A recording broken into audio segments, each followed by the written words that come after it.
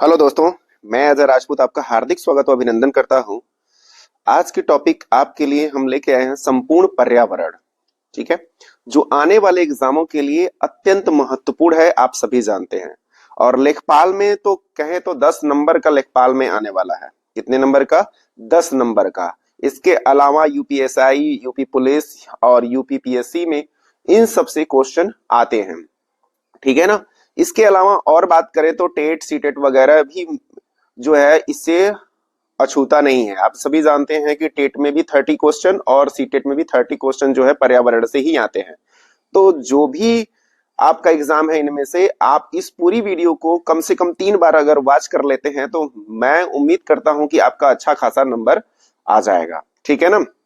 तो इसलिए वीडियो को पूरा वॉच करें। अगर वीडियो को सब्सक्राइब नहीं किए हैं तो प्लीज वीडियो को सब्सक्राइब कर लें ताकि ऐसी ही वीडियो आपको मिलती रहे। ठीक है दोस्तों, तो चलिए स्टार्ट करते हैं आज के टॉपिक संपूर्ण पर्यावरण, जिसमें हम लोग वन्य संरक्षण, पर्यावरण और इसमें हम वन्य जागरूकता और राष्ट्रीय आपदा प्रबंधन अधिनियम, इन्वायरमेंट पॉलिसियां, forest act, wild life protection act, पर्यावरण के विषय में, प्रदूषण के बारे में, जैव मंडल के बारे में, पारिस्थितिकी प्राकृतिक संसाधनों के बारे में, सतत विकास के बारे में और आपदाओं में एनडीआरएफ का क्या रोल है, डीडीएमए का क्या रोल है, इसके अध्यक्ष कौन होते हैं, आप यहाँ पे देख भी सकते हैं। एनडीएमए कौन अध्यक्ष कौन होता है, एसडीएमए के अध्यक्ष कौन होते हैं, डीडीएमए के अध्यक्ष कौन होते हैं। इस तरह से ये एक अत्यंत महत्वपूर्ण टॉपिक होने वाले हैं दोस्तों।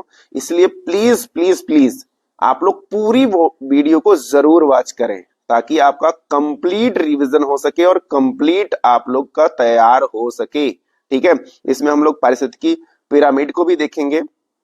आप लोग कमेंट करके बताएंगे पारिस्थितिकी पिरामिड जो पैटर्न है वो पैटर्न किसने दिया है, यानी पिरामिड को सबसे पहले पारिस्थितिकी को पिरामिड के जरिए किसने दर्शाया था और किस वर्ष दर्शाया था, ये कमेंट करके आप लोग बताएंगे। ठीक है, चलिए स्टार्ट करते हैं आज की वीडियो। सबसे पहले हम लेने वाले हैं टॉपिक, हमारा जो टॉपिक है वो है राष्ट्रीय आपदा प्रबंधन अधिनियम 2005। सबसे पहले हम इसी को लेंगे। ठीक है, तो प्रमुख प्रावधान की बात अगर करते हैं तो राष्ट्रीय आपदा प्रबंधन प्राधिकरण जो है एनडीएमए, इसके अध्यक्ष जो होते हैं वो प्रधानमंत्री होते हैं। कौन होते हैं? प्रधानमंत्री होते हैं। जिम्मेदारी जो है नीति निर्माण, दिशा निर्देश जारी करना इनका कार्य होता है। ठीक है, राज्य आपदा प्रबंधन प्राधिकरण सीडीएमए, जिसके अध्यक्ष कौन होते हैं? मुख्यमंत्री होते हैं। केंद्र के प्रधानमंत्री और राज्य के जो होते हैं मुख्यमंत्री होते हैं। जिम्मेदारी क्या होता है? राज्य स्तर पर नीतियों को लागू करना। ठीक है, जिला आपदा प्रबंधन प्राधिकरण के जो अध्यक्ष होते हैं वो जिला कलेक्टर, मजिस्ट्रेट, जिनकी जिम्मेदारी जिला स्तर पर आपदा का नियंत्रण करना होता है। ठीक है दोस्तों, तो उम्मीद करता हूं ये बात आपको समझ में आ गई होगी।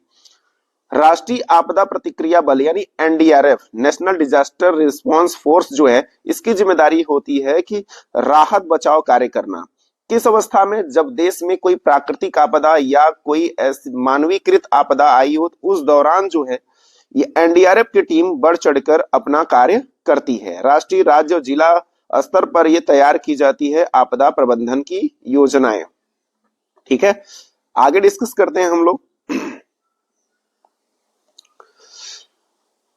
नेशनल डिजास्टर मैनेजमेंट एक्ट 2005 जो है, इसके तहत यह लागू हुआ था 2005 में और इसका उद्देश्य क्या है? प्राकृतिक और मानव निर्मित आपदाओं का प्रभाव को कम करना होता है। इसका मेन उद्देश्य है आपदा रोकथाम करना, तैयारी और प्रतिक्रिया को व्यवस्थित करना, आपदा के समय त्वरित राहत और पुनर्वास सुनिश्चित करना। जैसे आपदा हुई है तो वहां के लोगों को वहां से निकाल के किसी ऐसे स्थान पर पहुंचाना जहां पे उनको राहत मिल सके।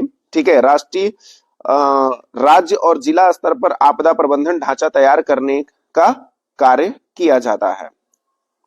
राष्ट्रीय स्तर पर, राज्य स्तर पर व जिला स्तर पे। आप लोग जानते हैं कि राष्ट्रीय स्तर पर प्रधानमंत्री अध्यक्ष होते हैं, राज्य स्तर पर मुख्यमंत्री अध्यक्ष होते हैं और जिला स्तर पर जिला मजिस्ट्रेट ही अध्यक्ष होते हैं। ठीक है, भारत की वन्यजीव संरक्षण परियोजनाओं की बात कर लेते हैं अब दोस्तों। देखिए, वल्चर कन्वेंशन प्रोग्राम जो बना था वो 2006 में बना था, यानी गिद्ध कन्वेंशन प्रोग्राम अगर पूछा जाए तो कब बना था? 2006 में।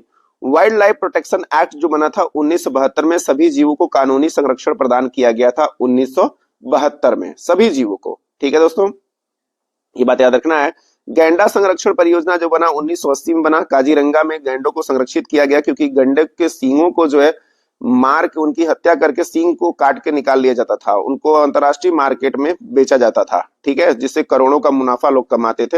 हालांकि ऐसा होता भी है कि नहीं होता है भगवान जाने, लेकिन फिर भी उन गैंडों को अपनी आहुति देनी पड़ती थी, ठीक है, जिसके लिए रोक लगाया गया 1980 में काजीरंगा।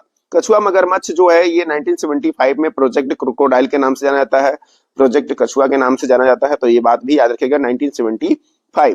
पांडा संरक्षण 1990, हिमालय क्षेत्र में हंगुल संरक्षण जो है 1970 में, हंगुल संरक्षण 1970। हंगुल क्या है दोस्तों, कमेंट करके आप लोग बताएंगे कि हंगुल क्या है, और यह कश्मीर में पाया जाता है। उम्मीद करता हूं ये आंसर आपको पता होगा। कस्तूरी मृग जो परियोजना है, यानी जो संरक्षण परियोजना है, ये 1980 में बना, किसके साथ, तो गैंडा संरक्षण परियोजना के समय ही, ठीक है। थामिन, होलाक गिब्बन, देखिए दो चीजें हैं, थामिन भी एक हिरन की प्रजाति है और होलाक गिब्बन जो है बंदर की प्रजाति है। इनके लिए जो संरक्षण परियोजना बनी सन 2000 में बनी, और जो संगाई हिरण है मणिपुर का, उसी के लिए बना था ये सन 2000 में। लेकिन याद रखिएगा स्पेशली संगाई हिरण के लिए पूछा जाए तो 1977 आपका उत्तर सही होगा, लेकिन जब दोनों के लिए पूछा जाए थामिन और होलाक गिब्बन, तो ये याद रखिएगा कंबाइंड रूप से सन 2000 में किया गया था, ठीक है ना। आगे बात करते हैं अन्य परियोजनाओं की। अन्य परियोजनाओं में प्रोजेक्ट टाइगर आप सभी जानते हैं 1973 बाघों का संरक्षण करने के लिए एक्ट बना था। प्रोजेक्ट एलिफेंट 1992 में बना था। प्रोजेक्ट काब्र, ठीक है, ये क्रोकोडाइल के लिए है, 1975 आप देख ही चुके हैं। पारिस्थितिकी संरक्षण मिशन जो है ये कब बना, 1980 में बना। पोलर बियर जो बना, ये प्रोजेक्ट जो है 2009 में बना। हिमालय क्षेत्र में हिम तेंदुओं अन्य का जो है ये संरक्षण केंद्र रहा, यानी कि जो हिम तेंदुए हैं उनके संरक्षण के लिए भी ये कदम उठाए गए थे, ठीक है। छठे की बात करते हैं तो सांप संरक्षण योजना जो चला वो सन 2000 से चला है। कब से चला है, सन 2000 से सांप संरक्षण योजना चला है, तो ये भी बात आपको याद रखनी है दोस्तों। चले आगे बढ़ते हैं हम लोग। पर्यावरण की जो नीतियां हैं उन नीतियों के संदर्भ में जान लेते हैं। जैसे राष्ट्रीय वन नीति कब बनी, 1952 में बनी। वन्य जीव संरक्षण अधिनियम कब बना, 1972 में बना। जल प्रदूषण एवं नियंत्रण निवारण अधिनियम जो बना 1974 में बना। वायु प्रदूषण नियंत्रण अधिनियम कब बना, 1981 में बना। पर्यावरण संरक्षण अधिनियम 1986 में बना दोस्तों, ठीक है ना।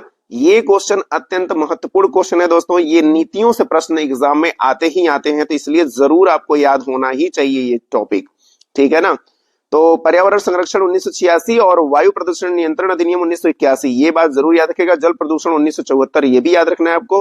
वन्य जीव संरक्षण अधिनियम 1972, ये भी याद रखना है। और राष्ट्रीय वन नीति जो है 1952 में सबसे पहले बनी थी, ठीक है ना, ये बात याद रखेगा। और ध्वनि प्रदूषण अधिनियम जो बना सन 2000 में बना। और जैव विविधता अधिनियम दोस्तों 2002 में बना है। कमेंट करके बताएंगे जैव विविधता अधिनियम तो 2002 में है, लेकिन जैव विविधता दिवस कब मनाया जाता है। राष्ट्रीय जल नीति कब बना, 1987 में दोस्तों बना। और ये से अपनाया जाता है, एक बार 2002 में भी बना, 2012 में इसे अपनाया गया, ठीक है ना, तो इस बात को ध्यान रखिएगा। आगे बात करते हैं तो स्टॉकहोम जो कन्वेंशन था यानी कॉन्फ्रेंस था वो 1972 में हुआ था स्वीडन में, तो ये भी बात याद रखिएगा। स्टॉकहोम कन्वेंशन, ठीक है ना, या कॉन्फ्रेंस जो हुआ 1972 में हुआ, और यह विश्व पर्यावरण सम्मेलन था। और इसी से सन 1974 से प्रत्येक 5 जून को पर्यावरण दिवस मनाना शुरू हुआ था। हालांकि इसकी घोषणा 73 में ही कर दी गई थी, ठीक है।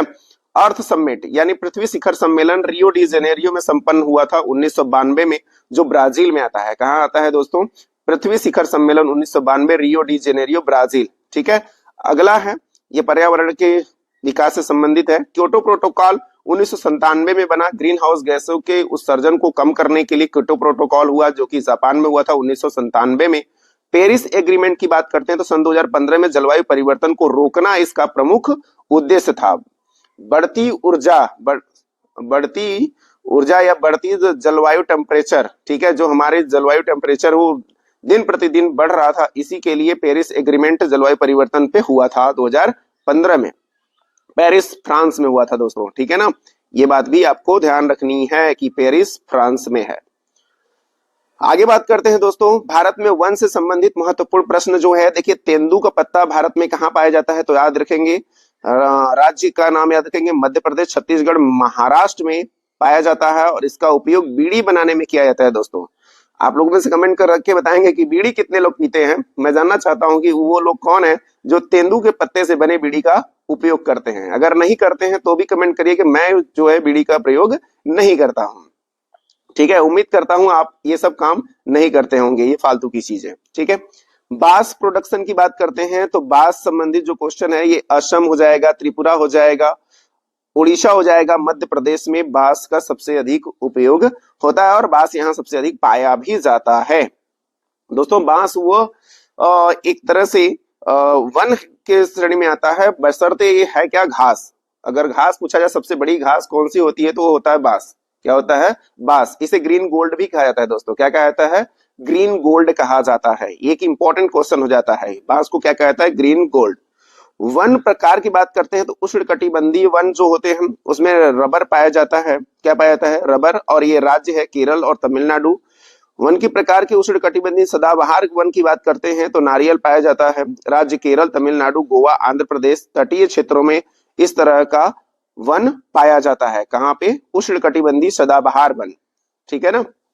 पलाश की बात करते हैं तो उत्तर प्रदेश, मध्य प्रदेश, झारखंड, इन सब क्षेत्रों में पाया जाता है और ये पतझड़ वन है। कैसा वन है, पतझड़ वन है। पलाश दोस्तों क्या है, पलाश या टेसू या ढाक, ये उत्तर प्रदेश का क्या है, राजकीय पुष्प भी है। दोस्तों याद रखिएगा, राजकीय पुष्प, इसको अंग्रेजी में कहते हैं फ्लेम ऑफ द फॉरेस्ट। ठीक है ना, फ्लेम ऑफ द फॉरेस्ट कहते हैं। तो ये बात जरूर याद रखिएगा। आप लोग कमेंट करके बताएंगे इसका वैज्ञानिक नाम क्या है।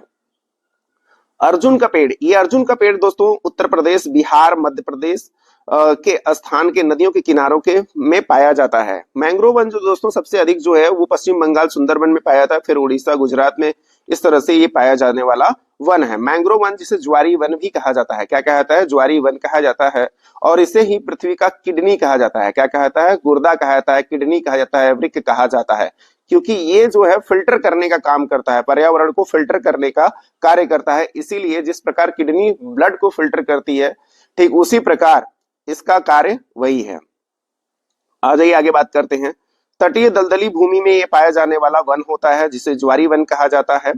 चंदन के पेड़ की बात करते हैं तो कर्नाटक, तमिलनाडु, केरल, ये उष्णकटिबंधीय प्रकार का वृक्ष होता है जो कि कर्नाटक, तमिलनाडु, केरल के क्षेत्रों में सबसे ज्यादा चंदन के पेड़ पाए जाते हैं। आप पुष्पा मूवी देखे होंगे तो उसमें आप जानते होंगे कि पुष्पा मूवी में दिखाया गया है चंदन तस्करी को।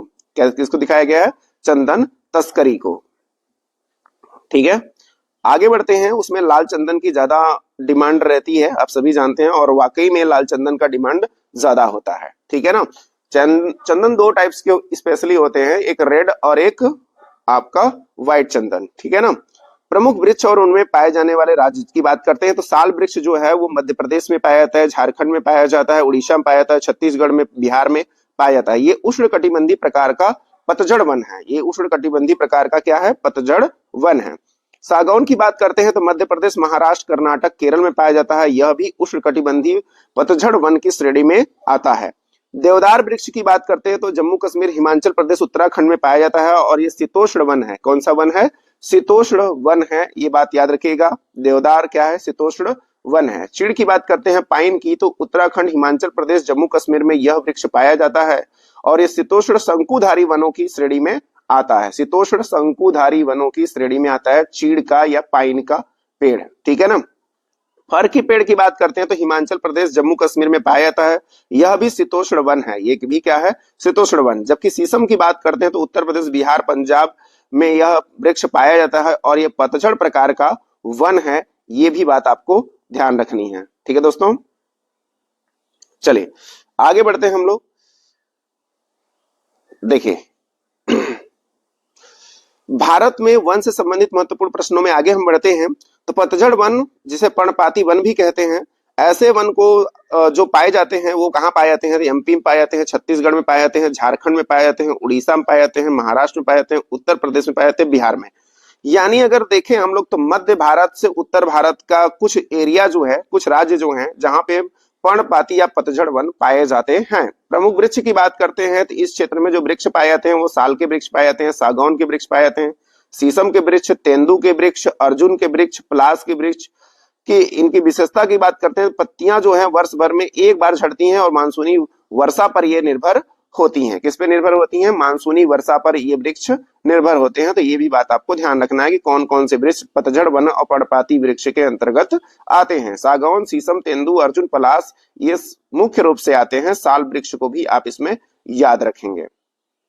आइए जरा आगे बढ़ते हैं।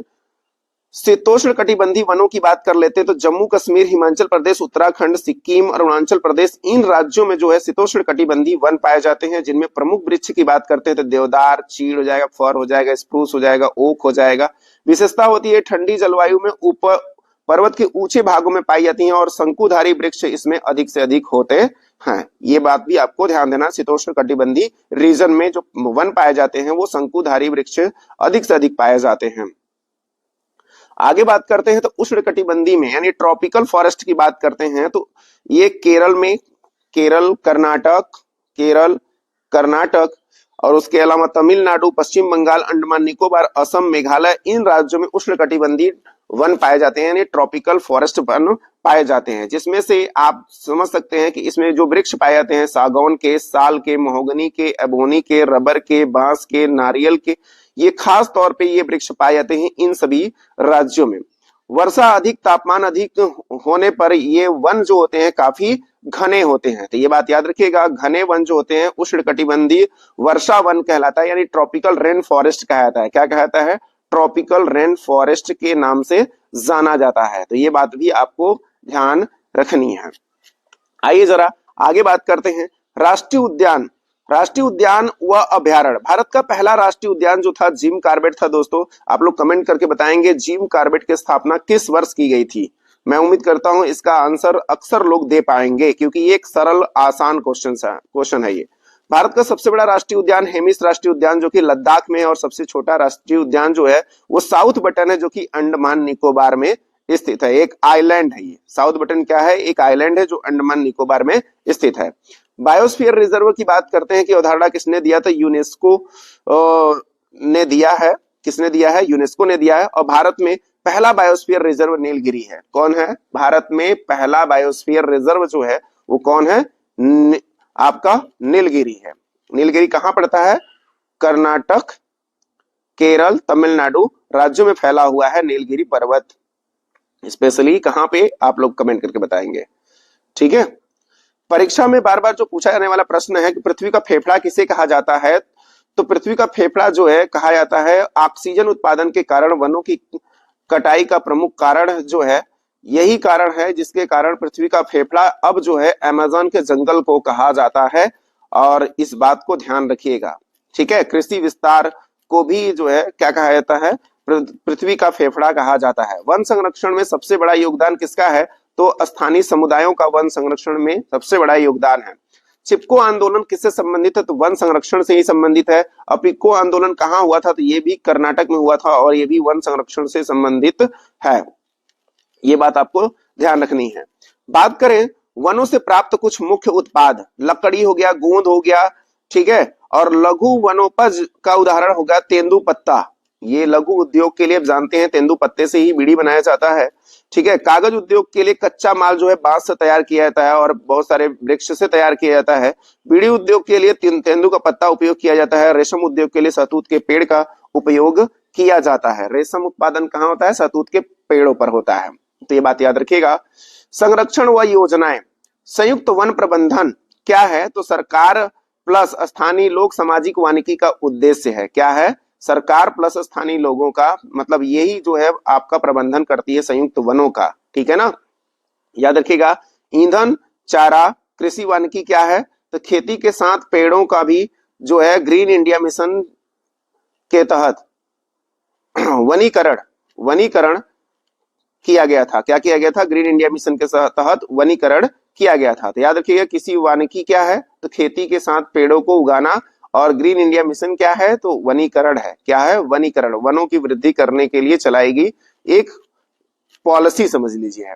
राष्ट्रीय वनीकरण कार्यक्रम कब शुरू हुआ? तो ये शुरू होता है सन 2000 में यह कार्यक्रम शुरू होता है, वनीकरण कार्यक्रम। ठीक है ना। आइए जरा आगे डिस्कस करते हैं। भारत में वनों का कुल क्षेत्रफल की अगर बात करते हैं तो 21.7% भौगोलिक क्षेत्रफल का इतना भाग जो है भारत में वन पाया जाता है। राष्ट्रीय वन नीति के अनुसार वनों का आदर्श प्रतिशत जो होना चाहिए वो 33% होना चाहिए, बट 21.7% ही भारत में वन पाया जाता है। यानी आप समझ सकते हैं कि 33 होना चाहिए, 21.7 है, जो कि 33 होने पर जो विभिन्न तरह के ये श्वास संबंधी रोग उत्पन्न हो रहे हैं, अगर 33% होता तो ये सारी समस्याएं जड़ से खत्म हो जाती। भारत की पहली राष्ट्रीय वन नीति कब बनी थी? तो 1894 में बना था दोस्तों, ये बात याद रखिएगा। 1894 में पहली वन नीति, आजादी के बाद कमेंट करके बताएंगे, पीछे हमने डिस्कस किया है कि कब हुआ था। भारत की नई वन नीति जो है बनी 1988 में। कब बनी? 1988, ये बात याद रखिएगा, नई वन नीति, ठीक है ना। भारत में वन संरक्षण अधिनियम 1980 में बना था। भारत का सबसे बड़ा वन क्षेत्र जो है मध्य प्रदेश में है, सबसे अधिक वन जो पाया जाता है वो मध्य प्रदेश में पाया जाता है। क्षेत्रफल के अनुसार दूसरा अरुणाचल प्रदेश में है, लेकिन याद रखिएगा सबसे सघन वन जो है वो अरुणाचल प्रदेश में ही पाया जाता है। सघन वन की बात होगी तो अरुणाचल प्रदेश, और सबसे ज्यादा वन की बात होगी तो वो मध्य प्रदेश आपका आंसर होगा।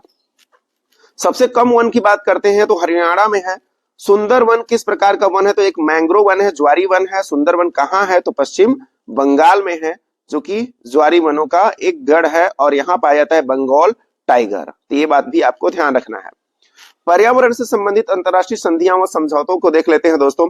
स्टॉकहोम सम्मेलन स्वीडन में हुआ था, और ये मानव पर्यावरण महत्व को दर्शाता है। इसके महत्व की बात करें, अगर विषय मानव पर्यावरण था और महत्व की बात करें तो पहला वैश्विक पर्यावरण सम्मेलन था। यूएनईपी की स्थापना इसी टाइम पे की हुई थी।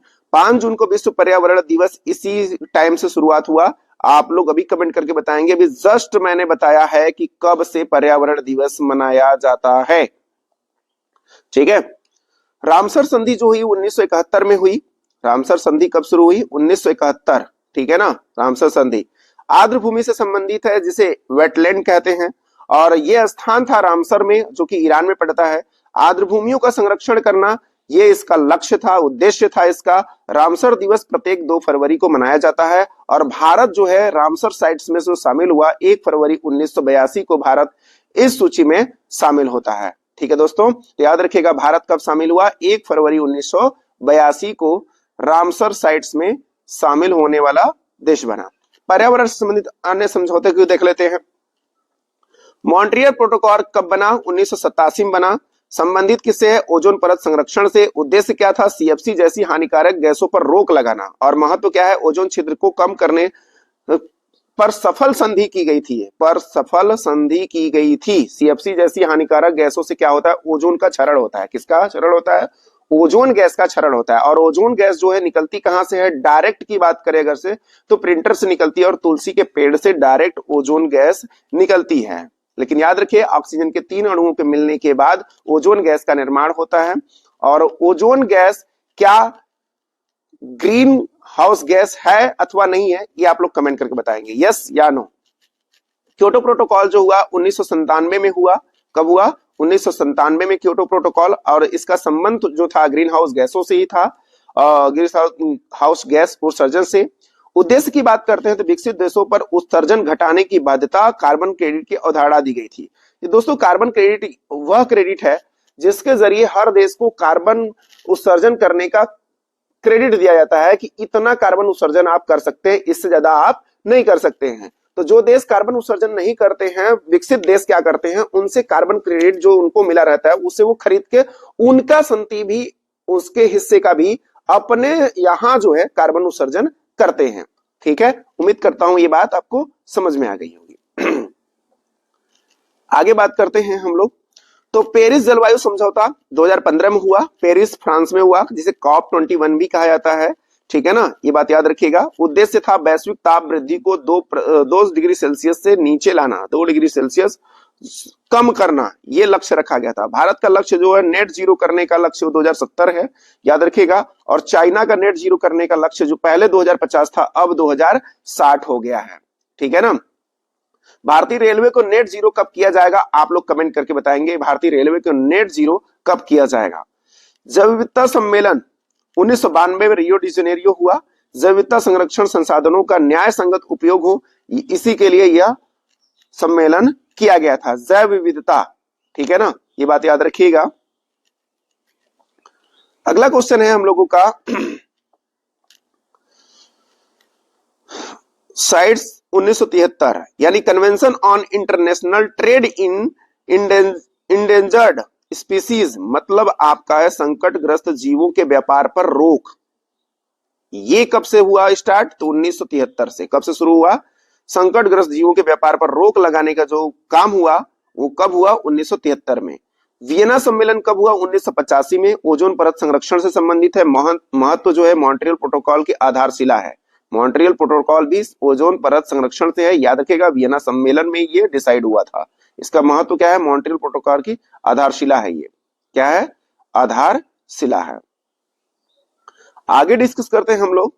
तो पृथ्वी शिखर, जो रियो पृथ्वी शिखर सम्मेलन 1992 में हुआ था, सतत विकास से संबंधित है। एजेंडा 21 कहा जाता है, ठीक है ना, याद रखिएगा एजेंडा 21। इसी के तहत जो है सस्टेनेबल डेवलपमेंट गोल्स यानी 17 गोल रखे गए थे। कितने गोल रखे गए थे? 17 गोल, ताकि भावी पीढ़ियों को भी जो इस समय चीजें उपलब्ध हैं उनको भी वो चीजें मुहैया कराई जा सके या उनको प्राप्त हो सके। इसीलिए सतत विकास लक्ष्य जो रखा गया था रियो पृथ्वी शिखर सम्मेलन 1992 में, ये बात आपको याद रखना है, जिसको एजेंडा 21 के नाम से भी जाना जाता है।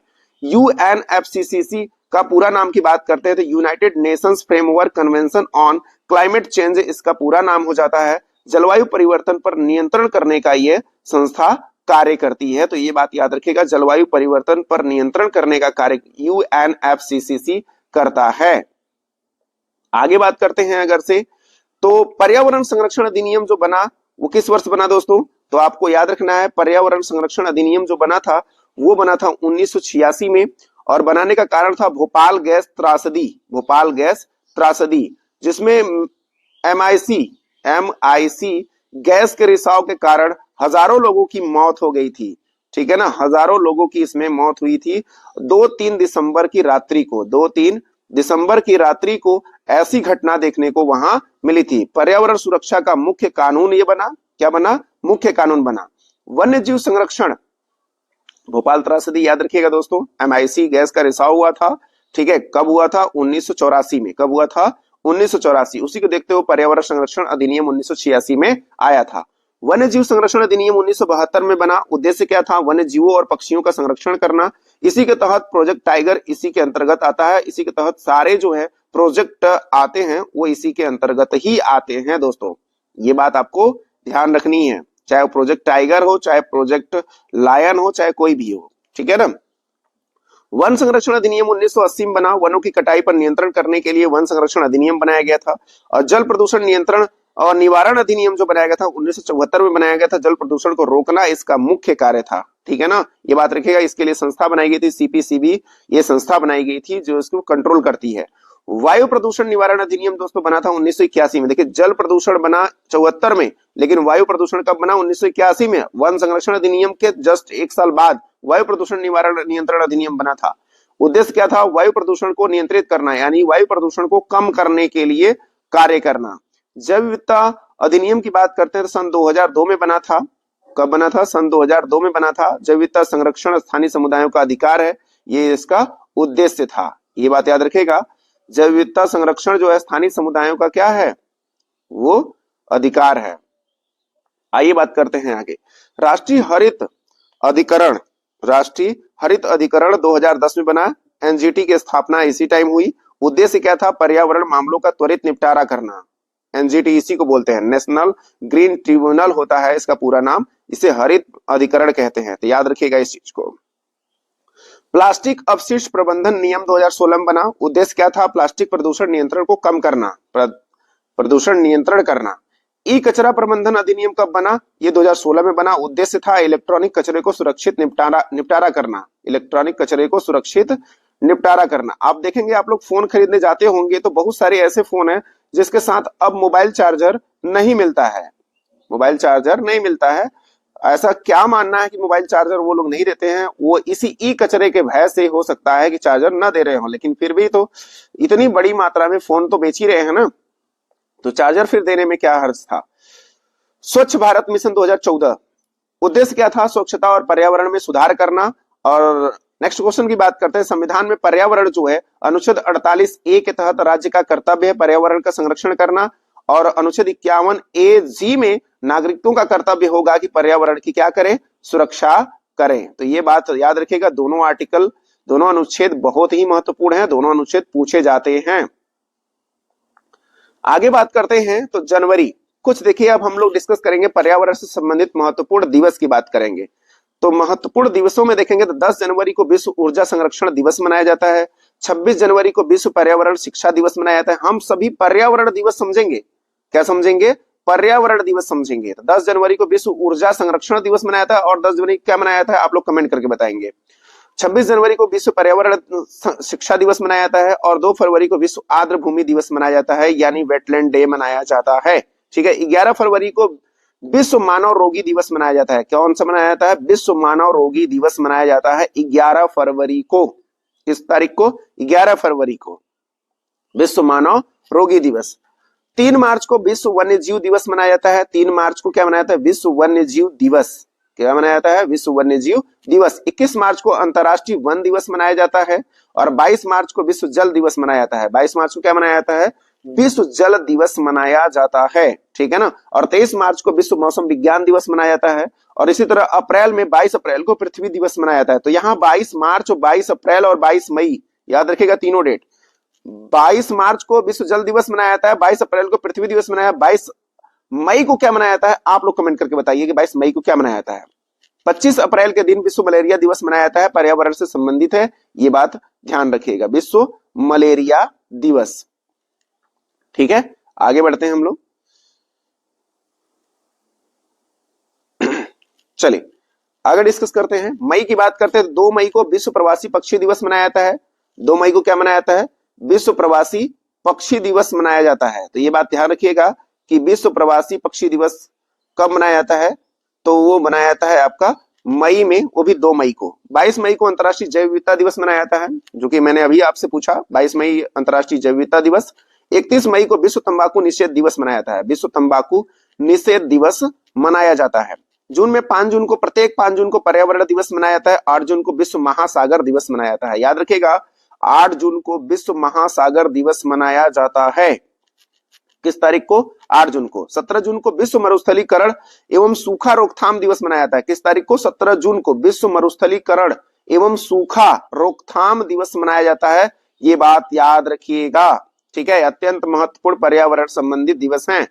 1 जुलाई को जो है दोस्तों वन महोत्सव के रूप में मनाया जाता है। किस रूप में मनाया जाता है, वन महोत्सव के रूप में मनाया जाता है। 1 जुलाई को, 11 जुलाई को विश्व जनसंख्या दिवस मनाया जाता है। क्या मनाया जाता है, विश्व जनसंख्या दिवस मनाया जाता है। 28 जुलाई को दोस्तों विश्व प्रकृति संरक्षण दिवस मनाया जाता है। तो ये बात याद रखिएगा, 28 जुलाई को विश्व प्रकृति संरक्षण दिवस के रूप में हम लोग मनाते हैं। ठीक है ना, आगे बात करते हैं। 16 सितंबर को सभी लोग जानते हैं विश्व ओजोन परत संरक्षण दिवस मनाया जाता है, और 22 सितंबर को जो मनाया जाता है विश्व कार मुक्त दिवस मनाया जाता है। तो ये बात आपको ध्यान रखनी है। ठीक है, आइए आगे बढ़ते हैं।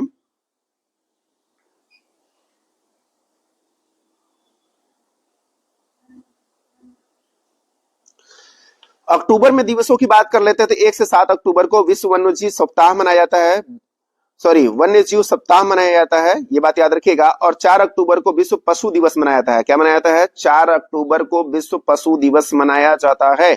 और 13 अक्टूबर को अंतर्राष्ट्रीय आपदा दिवस मनाया जाता है। आप लोग कमेंट करके बताएंगे 16 अक्टूबर को कौन सा दिवस मनाया जाता है। मैं बीच बीच में ऐसे ही आपसे प्रश्न करता रहूंगा, और बीच बीच में आप उन सभी प्रश्नों को उत्तर देते रहिए। ठीक है, लास्ट में मैं देखूंगा मेरे कितने प्रश्नों का आप लोगों ने कितना उत्तर दिया है। ठीक है, नवंबर की बात करते हैं तो 6 नवंबर को युद्ध और सशस्त्र संघर्ष में पर्यावरण के शोषण की रोकथाम का दिवस मनाया गया अंतर्राष्ट्रीय रूप से। किस रूप से, अंतर्राष्ट्रीय रूप से। और 19 नवंबर को विश्व शौचालय दिवस मनाया जाता है, ये बात याद रखिएगा, 19 नवंबर को विश्व शौचालय दिवस मनाया जाता है। 2 दिसंबर को दोस्तों राष्ट्रीय प्रदूषण नियंत्रण दिवस मनाया जाता है भारत में। और 5 दिसंबर को विश्व मृदा दिवस मनाया जाता है। और 11 दिसंबर को दोस्तों अंतर्राष्ट्रीय पर्वत दिवस मनाया जाता है। 11 दिसंबर अंतर्राष्ट्रीय पर्वत दिवस, विश्व है पर्वत है, याद रखिएगा, अंतर्राष्ट्रीय पर्वत दिवस 11 दिसंबर को। 14 दिसंबर को राष्ट्रीय ऊर्जा संरक्षण दिवस मनाया जाता है। परीक्षाओं में जो सबसे ज्यादा पूछा जाने वाला प्रश्न है वो ये है, 5 जून को विश्व पर्यावरण दिवस, 22 अप्रैल को पृथ्वी दिवस, ठीक है। और 22 मार्च को जल दिवस और 16 सितंबर को जो है ओजोन दिवस और 3 मार्च को विश्व वन्य जीव दिवस। ये सबसे ज्यादा परीक्षाओं में पूछा जाने वाला प्रश्न है, ठीक है ना, ये बात आप ध्यान रखिएगा। अब हम दोस्तों बात करेंगे प्रमुख आंदोलनों की, प्रमुख आंदोलनों की।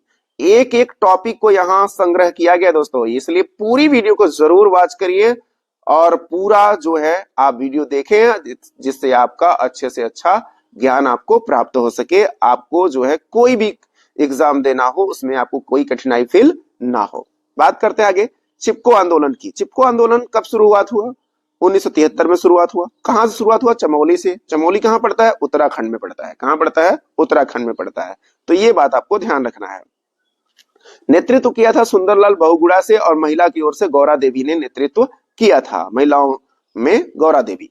उद्देश्य क्या था? वनों की कटाई को रोकना। इसमें क्या था, जिस पेड़ को लोग काट रहे थे उस पेड़ को जाके पकड़ पकड़ के खड़े हो जा रहे थे ताकि कोई पेड़ काटा न जा सके। पेड़ बचाओ जीवन बचाओ विशेषता थी इसकी, और लोग पेड़ से चिपक जा रहे थे जिसके कारण पेड़ों को नहीं काटा गया, ठीक है ना। नर्मदा बचाओ आंदोलन 1985 में चला था। इसका नेतृत्व की थी मेधा पाटकर। कौन की है? मेधा पाटकर। संबंधित नदी की बात करते हैं, नर्मदा नदी बचाओ आंदोलन, नर्मदा के पानी को बचाने का प्रावधान इन्होंने किया था। बड़े बांधों को जैसे ना बनाया जाए, जैसे सरदार सरोवर बांध को विरोध किया गया था कि सरदार सरोवर बांध इस पे ना बनाया जाए, लेकिन उद्देश्य क्या था? विस्थापितों के अधिकार को लेके था। उद्देश्य क्या था? विस्थापितों के अधिकार को लेके था कि जो लोग यहाँ से विस्थापित होंगे, मतलब जिस क्षेत्र में बांध बनाया जाएगा वहां के लोगों को कहीं ना कहीं दूसरे जगह शिफ्ट होना पड़ेगा, तो उनके अधिकार को लेके यह आंदोलन किया गया था। हालांकि उनके अधिकारों का हनन नहीं होने दिया गया, उनको वो सारे अधिकारों का लाभ मिला भी। बात करते हैं आगे आंदोलन की। तो अपिक्को आंदोलन ये 1983 में चला था, कर्नाटक में चला था। ये एकदम विक्टो जो है चिपको आंदोलन जैसा था। कैसा था? चिपको आंदोलन जैसा था, इसीलिए इसका नाम अपिक्को आंदोलन है, जो कहां चला था? कर्नाटक में। उद्देश्य क्या था? वनों का संरक्षण करना, वनों का संरक्षण करना। साइलेंट वैली आंदोलन केरल में हुआ था, और साइलेंट वैली वर्षा वन को बचाना इसका मुख्य उद्देश्य था। जल विद्युत परियोजना रोकी गई थी यहाँ पे, ये बात याद रखिएगा। परिणाम जल विद्युत परियोजना को बनने नहीं दिया गया था। टिहरी बांध विरोध आंदोलन, ये टिहरी है दोस्तों, टिहरी बांध विरोध आंदोलन है ये, ना कि टिहरी है, ठीक है ना, ये बात याद रखिएगा। मिस्टेक हो गया है, मिस प्रिंट हो गया है, आप इस बात को ध्यान रखिएगा। उत्तराखंड राज्य में है ये, ठीक है ना। टिहरी बांध कहाँ है? उत्तराखंड राज्य में है। नेतृत्व किया था सुंदरलाल बहुगुणा ने। विरोध क्या था? टिहरी बांध को न बनने देना, क्योंकि टिहरी बांध जहां पे है वो अत्यंत भूकंपीय जोन में है। कहां है? अत्यंत भूकंपीय जोन में है। हमेशा भूकंप का खतरा वहां बना रहता है। अगर टिहरी बांध टूट गया किसी कारणवश, तो उत्तर भारत काफी इसका अंजाम भुगतना पड़ेगा टिहरी डैम के जल का। गोवा खनन विरोध आंदोलन, ये गोवा में चलाया गया था। अवैध खनन हो रहा था इसके लिए, और पर्यावरण संरक्षण करने के लिए गोवा अवैध खनन को चलाया गया था, विरोध चलाया गया था, आंदोलन किया गया था, ठीक है ना। आगे बात करते हैं। जंगल बचाओ आंदोलन झारखंड उड़ीसा राज्य में चलाया गया था। वनों की रक्षा करना परम उद्देश्य था इसका।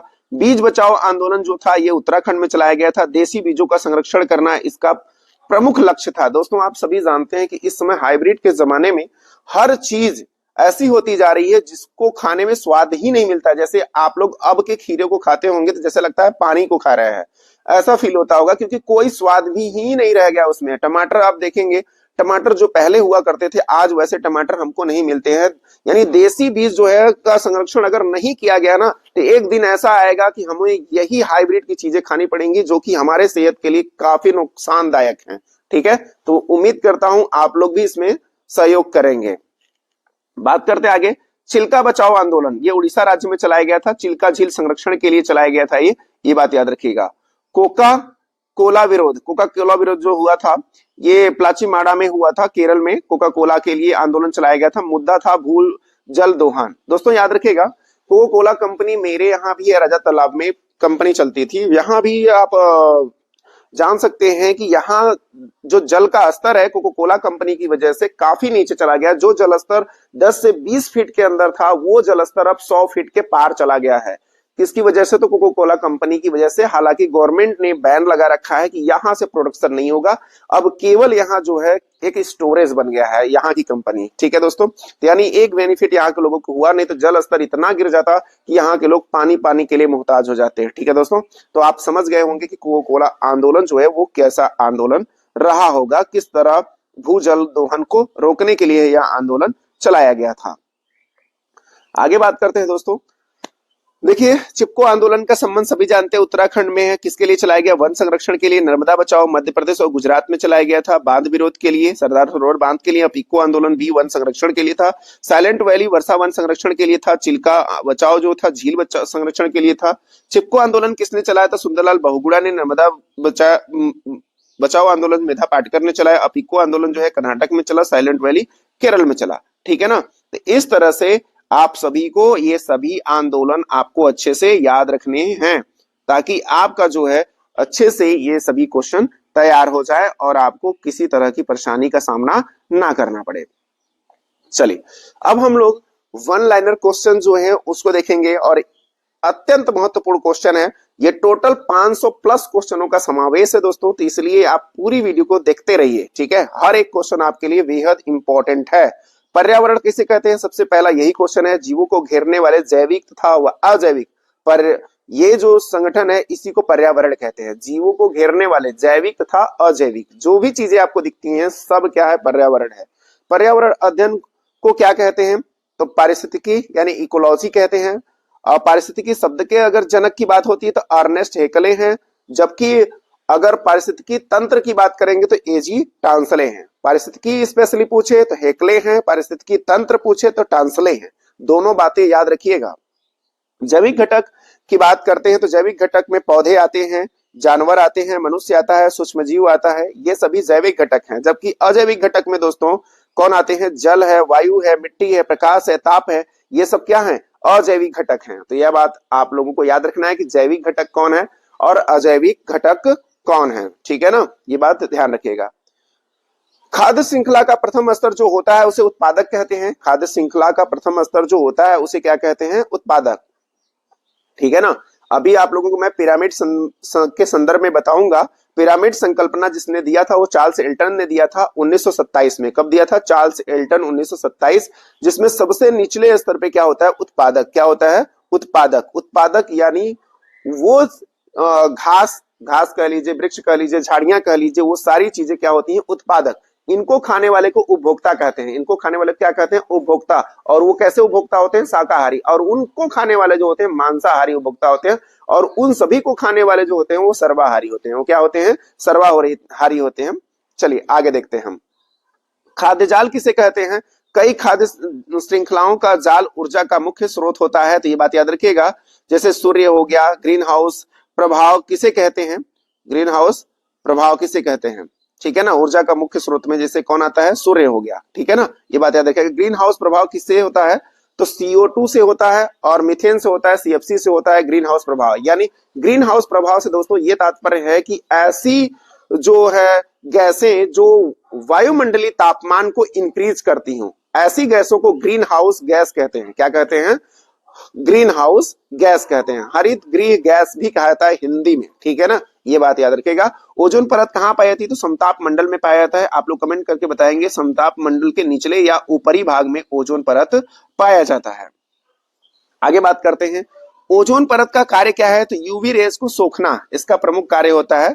किसका कार्य होता है? ओजोन का, जिससे हमारी रक्षा हो पाती है यूवी रेस से, यानी पराबैंगनी किरणों से हमारी रक्षा हो पाती है। नहीं तो त्वचा कैंसर से सभी लोग पीड़ित होते और ये जो जीवन है धरती पे वो जीवन ही खत्म हो जाता है। ये बात याद रखिएगा। इसके लिए अगर जीवन संभव बना पाया है तो ये ओजोन परत की वजह से बन पाया है। CFC गैस ओजोन का क्षय करती है। ओजोन का क्षय कौन सी गैस करती है? CFC गैस करती है। और विश्व पर्यावरण दिवस जानते ही 5 जून को मनाया जाता है। और विश्व पर्यावरण संरक्षण अधिनियम कब बना? 1986 में बना। वनों की कटाई को क्या कहते हैं? तो वनों की अंधाधुंध कटाई को जो कहा जाता है डिफोरेस्टेशन कहा जाता है। डिफोरेस्टेशन कहा जाता है। तो ये बात आपको ध्यान रखना है। वनों की कटाई का प्रमुख कारण क्या है? कृषि विस्तार। कृषि विस्तार प्रमुख कारण है वनों की कटाई का। जैव विविधता का अर्थ क्या होता है? जीवों की विविधता। जीवों की विविधता जैव विविधता का अर्थ होता है। जैव विविधता दिवस कब मनाया जाता है? 22 मई को मनाया जाता है। राष्ट्रीय उद्यान क्या है? तो संरक्षित प्राकृतिक क्षेत्र। संरक्षित प्राकृतिक क्षेत्र जो होता है वो राष्ट्रीय उद्यान कहलाता है। और भारत का पहला राष्ट्रीय उद्यान जिम कॉर्बेट था। क्या था? Jim Corbett. इसका पहले नाम जो था क्या था? हेली नेशनल पार्क था। क्या नाम था? Heli national park. अब इसका नाम कन्वर्ट करके क्या कर दिया गया है, ये आप लोग बताएंगे कमेंट करके। ऐसे ही बीच बीच में आपसे मैं प्रश्न करता रहूंगा और हर प्रश्न का उत्तर आप लोग देते रहिए। अगर आप लोग प्रश्न का उत्तर नहीं दे पाते हैं तो मैं समझूंगा कि आप लोग मन से पढ़ाई नहीं करते हैं, इसलिए सभी प्रश्नों का उत्तर आप लोग देते रहिए। वन्य जीव संरक्षण अधिनियम कब लागू हुआ? 1972 में। आप सभी जानते हैं। प्राकृतिक संसाधन कितने प्रकार के होते हैं? तो नवीकरणीय और अनवीकरणीय होते हैं। नवीकरणीय में जो ऊर्जा होती है, सौर ऊर्जा होती है, ऐसी ऊर्जा नवीकरणीय में होती है जो कभी खत्म नहीं होती है, जबकि अनवीकरणीय ऊर्जा वह ऊर्जा होती है जो समय पर खत्म हो जाती है। ठीक है ना, जैसे कोयला को दहन होने के बाद उसका दोबारा उपयोग नहीं किया जा सकता है, तो ये अनवीकरणीय ऊर्जा हो जाएगा। ठीक है ना। मृदा अपरदन क्या है? मिट्टी का कटाव ही मृदा अपरदन है। मृदा अपरदन का मुख्य कारण वनों की कटाई है। मृदा अपरदन का मुख्य कारण क्या है? वनों की कटाई। जल प्रदूषण का कारण क्या है? औद्योगिक अपशिष्ट जो है जल प्रदूषण के प्रमुख कारण है, यानी जो उद्योग हैं उनसे निकलने वाले मल मूत्र और मल मूत्र के अलावा कचरा, उद्योगों से निकलने वाला कचरा, वो कचरा जो है हमारी नदियों को काफी दूषित कर रहे हैं। ठीक है। वायु प्रदूषण का मुख्य स्रोत की बात करेंगे तो वाहन है। ध्वनि प्रदूषण किसमें मापा जाता है? इकाई क्या है? डेसिबल है। क्या है? ध्वनि प्रदूषण को मापने की यूनिट डेसिबल में मापा जाता है। तो ये बात याद रखिएगा। ध्वनि प्रदूषण का प्रभाव जो है श्रवण शक्ति को क्या कर देता है? कम कर देता है। ये बात याद रखिएगा। ध्वनि प्रदूषण। सड़कों पे ध्वनि प्रदूषण को रोकने के लिए ग्रीन मफलर सेट किया गया है। ग्रीन मफलर क्या है? सड़कों के किनारे दोनों तरफ लगाए गए वृक्ष को ही कहा जाता है ग्रीन मफलर। ठीक है। वो ध्वनि प्रदूषण को अब्सॉर्ब करते हैं। ठीक है, इसीलिए दोनों तरफ लगाए थे और इसीलिए उन्हें ग्रीन मफलर कहा जाता है। समझ में आ गई बात? चलिए आगे बढ़ते हैं। पर्यावरण संतुलन क्या है? प्राकृतिक संतुलन प्राकृतिक संतुलन ही पर्यावरण संतुलन है। प्राकृतिक संतुलन ही पर्यावरण क्या है? संतुलन है। तो ये बात याद रखिएगा, प्रकृति अपना संतुलन खुद से कर लेती है। मानव कितना भी हस्तक्षेप करे, प्रकृति अपना जो है संतुलन खुद से कर लेती है। अम्ल वर्षा किससे होती है? तो SO2 और NO2 से होती है, यानी सल्फर डाइऑक्साइड और NO2 का क्या अर्थ है? आप लोग कमेंट में बताएं। क्योटो प्रोटोकॉल किससे संबंधित है? तो जलवायु परिवर्तन से। क्योटो प्रोटोकॉल का संबंध किससे है? जलवायु परिवर्तन से। भारत में सबसे बड़ा बायोस्फीयर रिजर्व कौन सा है? नीलगिरी बायोस्फीयर रिजर्व है। पारिस्थितिकी तंत्र के प्रकार की बात करेंगे तो स्थलीय व जलीय होता है। पारिस्थितिकी तंत्र के प्रकार की बात करेंगे तो स्थलीय व जलीय होता है। ये बात याद रखिएगा। स्थलीय तंत्र में उदाहरण जो है वनों का होता है, जलीय तंत्र में समुद्र का होता है। किसका होता है? समुद्र में। कार्बन चक्र किससे संबंधित है? तो कार्बन चक्र CO2 से संबंधित है। किससे संबंधित है? CO2 से कार्बन चक्र संबंधित है। नाइट्रोजन चक्र जो है मिट्टी की उर्वरता से संबंधित है। नाइट्रोजन चक्र किससे संबंधित है? नाइट्रोजन का चक्र का महत्व किसमें है? मिट्टी की उर्वरता में महत्व है। प्राकृतिक आपदा का उदाहरण क्या है? भूकंप हो जाएगा, सुनामी हो जाएगा, ये सब जो है प्राकृतिक आपदा के उदाहरणों में से एक उदाहरण है। आगे डिस्कस करते हैं। तो बाढ़ का मुख्य कारण जो है वो अत्यधिक वर्षा है। वो क्या है? अत्यधिक वर्षा। सूखा का महत्वपूर्ण कारण क्या है? वर्षा की कमी, यानी दोनों तरीके से खराब होता है। दोनों तरीके से, अत्यधिक हुआ तब भी खराब है, कम हुआ तब भी खराब है। पर्यावरण प्रदूषण के प्रकार की बात करेंगे तो जल प्रदूषण होता है, वायु प्रदूषण होता है, मृदा प्रदूषण होता है, ध्वनि प्रदूषण होता है। ठीक, ये सभी प्रदूषण होते हैं। ठोस अपशिष्ट का उदाहरण क्या है? प्लास्टिक। ठोस अपशिष्ट क्या है? प्लास्टिक। प्लास्टिक प्रदूषण से हानि क्या होता है? जैव विविधता को नुकसान पहुंचता है। किसको नुकसान पहुंचता है? जैव विविधता को नुकसान पहुंचता है। ठीक है ना, ये बात याद रखिएगा। ई कचरा क्या है? इलेक्ट्रॉनिक अपशिष्ट। इलेक्ट्रॉनिक अपशिष्ट मतलब मोबाइल फोन हो गया, कंप्यूटर हो गया, या कोई भी गैजेट हो गया, खराब होने के बाद जो कचरा बना वही इलेक्ट्रॉनिक अपशिष्ट कहलाता है। ई कचरे का उदाहरण है mobile computer, green energy. Mobile computer हो गया। ग्रीन एनर्जी क्या है? तो परमाणु अनुकूल पर्यावरण अनुकूल ऊर्जा भारत जो होती है वो ग्रीन एनर्जी कहलाती है। ग्रीन एनर्जी वह एनर्जी होती है दोस्तों जिससे पर्यावरण को उससे कोई लॉस ना हो। इसके लिए ई व्हीकल हो गया, हाइड्रोजन युक्त गाड़ियां हो गई, ठीक है ना, सोलर युक्त गाड़ियां हो गई, या सोलर युक्त कोई स्वचालित हो गया। ठीक है, ऐसी चीजें जो है वो क्या है? ग्रीन एनर्जी के रूप में काम आती हैं, मतलब कि वो ग्रीन एनर्जी कहलाती है। आगे बात करें, भारत में स्वच्छ भारत मिशन कब शुरुआत हुआ था? सन 2014 में स्वच्छ भारत मिशन की शुरुआत की गई, जब पहली बार प्रधानमंत्री नरेंद्र मोदी सत्ता में आए थे और उन्होंने ही इसको शुरू किया है। पर्यावरण शिक्षा का उद्देश्य क्या है? जागरूकता। पर्यावरण शिक्षा का उद्देश्य क्या है? जागरूकता, ताकि लोग अधिक से अधिक जागरूक हों और पर्यावरण को बचाया जा सके। नहीं तो एक समय ऐसा आएगा कि इतना दूषित हो जाएगा कि लोग बीमारियों से पीड़ित हमेशा हमेशा के लिए होने लगेंगे, ठीक है ना। ऐसी ऐसी बीमारियां उत्पन्न होने लगेंगी। बात करते हैं चिपको आंदोलन। उत्तराखंड में 70 में स्टार्ट हुआ था, लेकिन 73 से इसे रेगुलेट किया गया था, याद रखिएगा इस बात को। साइलेंट वैली कहाँ है? केरल में है। पर्यावरण संरक्षण में एनजीओ की भूमिका जो होती है वो जागरूकता के लिए होती है। वन महोत्सव कब मनाया जाता है? जुलाई महीने में मनाया जाता है।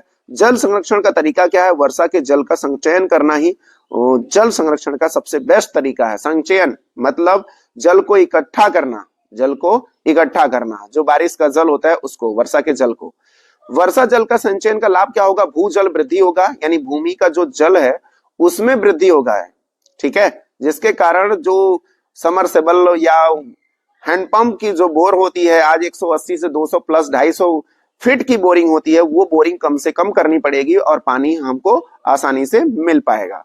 मिश्रित मृदा, सॉरी, हरित क्रांति का पर्यावरण प्रभाव जो हुआ वो क्या था? मिश्रित मृदा प्रदूषण और उर्वरता में कमी, वनों की कटाई, जैव विविधता का नुकसान, पर्यावरणीय प्रभाव, ये सभी चीज देखने को मिला था हमको।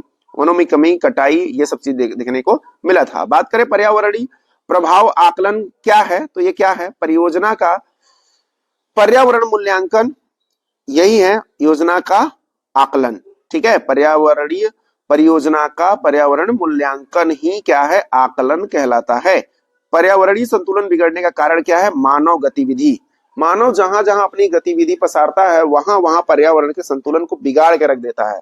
आप टूरिस्ट प्लेसों पे देखेंगे कि लोग वहां जो जाते हैं वो इतना गंदगी फैला देते हैं कि उस जगह पे फिर कुछ ही टाइम में जाना दुष्कर हो जाता है।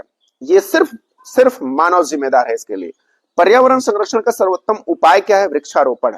पर्यावरण संरक्षण का सर्वोत्तम उपाय जो है वो क्या है? वृक्षारोपण सर्वोत्तम उपाय है, ठीक है। पर्यावरण का अगर संरक्षण करना है तो आपको वृक्षारोपण करना है। मैं आपको बता दूं, मैंने बहुत सारा वृक्ष लगाया हुआ है, कम से कम मैंने 200 से 250 वृक्ष लगाए हुए हैं। तो इसलिए आप भी कोशिश करिए कि ज्यादा से ज्यादा आप भी वृक्ष लगाइए, ठीक है, ताकि पर्यावरण को बचाया जा सके, ठीक है। तो पहले मैंने किया है, फिर आपको कह रहा हूं, उम्मीद करता हूं आप भी ऐसा करेंगे, ठीक है। वृक्षारोपण का लाभ क्या होगा? ऑक्सीजन में वृद्धि होगी। क्या होगी? ऑक्सीजन में वृद्धि होगी, लोग बीमार कम पड़ेंगे, जिससे लोगों के खर्चे कम होंगे। बहुत सारे बेनिफिट्स हैं इसके पर अगर वृक्षारोपण किया गया तो, ठीक है। बारिश अच्छी होगी, फसल अच्छी होगी, भोजन अच्छा मिलेगा, बहुत सारे फायदे हैं इसके। कार्बन फुटप्रिंट क्या है? कार्बन उत्सर्जन का माप ही क्या है? कार्बन फुटप्रिंट है। कार्बन उत्सर्जन का माप ही क्या है? कार्बन फुटप्रिंट है, ठीक है ना। जलवायु परिवर्तन का कारण क्या है? जलवायु परिवर्तन का कारण है ग्रीन हाउस गैसें। जलवायु परिवर्तन का कारण क्या है? मतलब जलवायु में जो तापमान वृद्धि हो रहा है उसके लिए जिम्मेदार कौन है? ग्रीन हाउस गैसें हैं। ग्लोबल वार्मिंग क्या है? पृथ्वी के ताप में जो वृद्धि हो रहा है उसे ही ग्लोबल वार्मिंग कहा जाता है। क्या कहा जाता है? उसे ग्लोबल वार्मिंग कहा जाता है। इसके लिए जिम्मेदार ग्रीन हाउस गैसें ही हैं। जलवायु परिवर्तन पर अंतरराष्ट्रीय संगठन जो है वो कौन सी है? तो आईपीसीसी है, ठीक है। इंटर गवर्नमेंटल जो है पैनल ऑन क्लाइमेट चेंज जो है इसका पूरा नाम हो जाता है। पर्यावरण का मित्र गैस कौन सा है? ऑक्सीजन है पर्यावरण का मित्र गैस। और बात करें हरित पट्टी क्या है? तो पेड़ों का क्षेत्र हरित पट्टी कहलाता है। वनों का प्रतिशत कितना होना चाहिए? 33% होना चाहिए। एक्चुअल में है कितना? 21.7% है। संरक्षित वन क्या है? तो सरकार द्वारा सुरक्षित वन ही क्या है? संरक्षित वन है। और मानव पर्यावरण का भाग है या नहीं? बिल्कुल मानव पर्यावरण का ही भाग है। सभी जीव, सभी जंतु, सब जैव अजैव सब पर्यावरण का ही पार्ट है, ठीक है ना। ये बात आप लोग ध्यान दीजिएगा। चलिए आगे बढ़ते हैं हम लोग।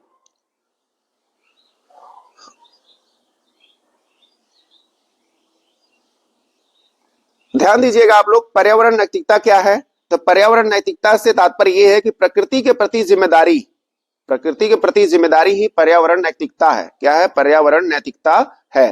प्राकृतिक संसाधनों का अतिदोहन क्या कहलाता है? प्राकृतिक संसाधनों का अतिदोहन क्या कहलाता है? पर्यावरण संतुलन बनाए रखने का उपाय क्या है? संरक्षण है। याद रखिएगा, पर्यावरण का संतुलन बनाए रखने का जो उपाय है वो संरक्षण है। संतुलन तभी बना रहेगा जब जो है आप उसका संरक्षण जब तक करते रहेंगे, ठीक है। जैव ईंधन का उदाहरण क्या है? बायोगैस है। बायोगैस का स्रोत क्या है? गोबर गैस। बायोगैस का स्रोत क्या है? गोबर गैस प्रमुख इसका स्रोत है। पर्यावरणीय आंदोलन का उदाहरण की बात करेंगे, नर्मदा बचाओ आंदोलन हो जाता है, ठीक है। वन्य जीव सप्ताह कब मनाया जाता है? 1 से 7 अक्टूबर को मनाया जाता है। भारत का राष्ट्रीय पशु कौन सा है? बाघ है। ठीक है, बाघ संरक्षण परियोजना प्रोजेक्ट टाइगर जो है इसके तहत बना था। पर्यावरण संरक्षण दिवस जो मनाया जाता है वो कब मनाया जाता है? 5 जून 1974 से मनाया जाता है। याद रखिएगा, पर्यावरण दिवस कब से मनाया जाता है? तो 5 जून 1974 से मनाया जाता है। ये बात आपको ध्यान रखनी है। आगे बात करते हैं हम लोग। पर्यावरण प्रदूषण का सबसे बड़ा कारण क्या है? मानव। जैसा कि हम जानते हैं, स्वच्छ वायु का घटक क्या है? नाइट्रोजन है। स्वच्छ वायु का घटक क्या है? नाइट्रोजन और ऑक्सीजन दोनों मान सकते हैं आप। नाइट्रोजन ना हो तो ऑक्सीजन।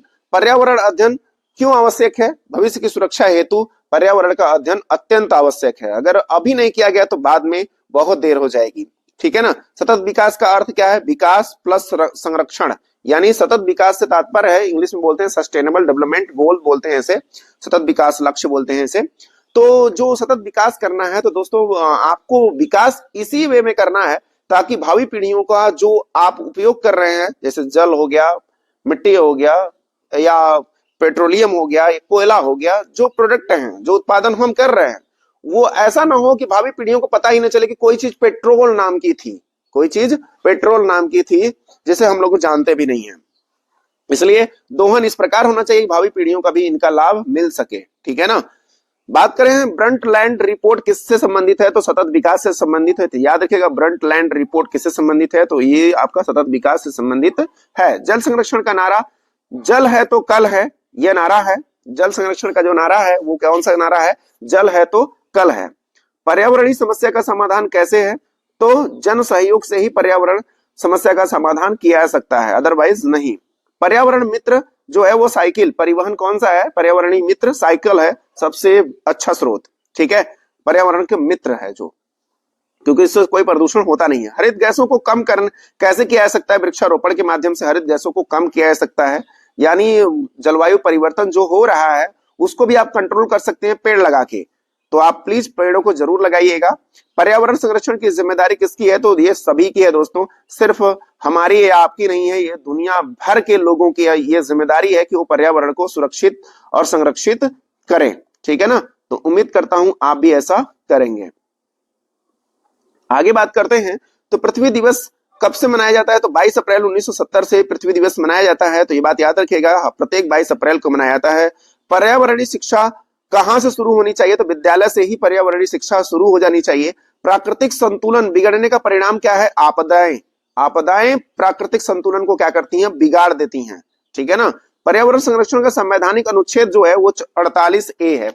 पर्यावरण का संरक्षण संवैधानिक अनुच्छेद जो है वो 48A है। ये बात याद रखिएगा। नागरिक का पर्यावरणीय कर्तव्य क्या है? पर्यावरण को संरक्षित करना, सुरक्षित रखना, संरक्षण कार्य करना, यही नागरिकों का परम कर्तव्य है। ग्रीन इंडिया मिशन किससे संबंधित है? वनीकरण से संबंधित है। ग्रीन इंडिया मिशन किससे संबंधित है? वनीकरण से है। पर्यावरण संरक्षण में तकनीक की क्या भूमिका है? तो सहायक है। ये तकनीक की जो भूमिका है वो सहायक है। पर्यावरण के बिना जीवन संभव है? तो बिल्कुल नहीं है।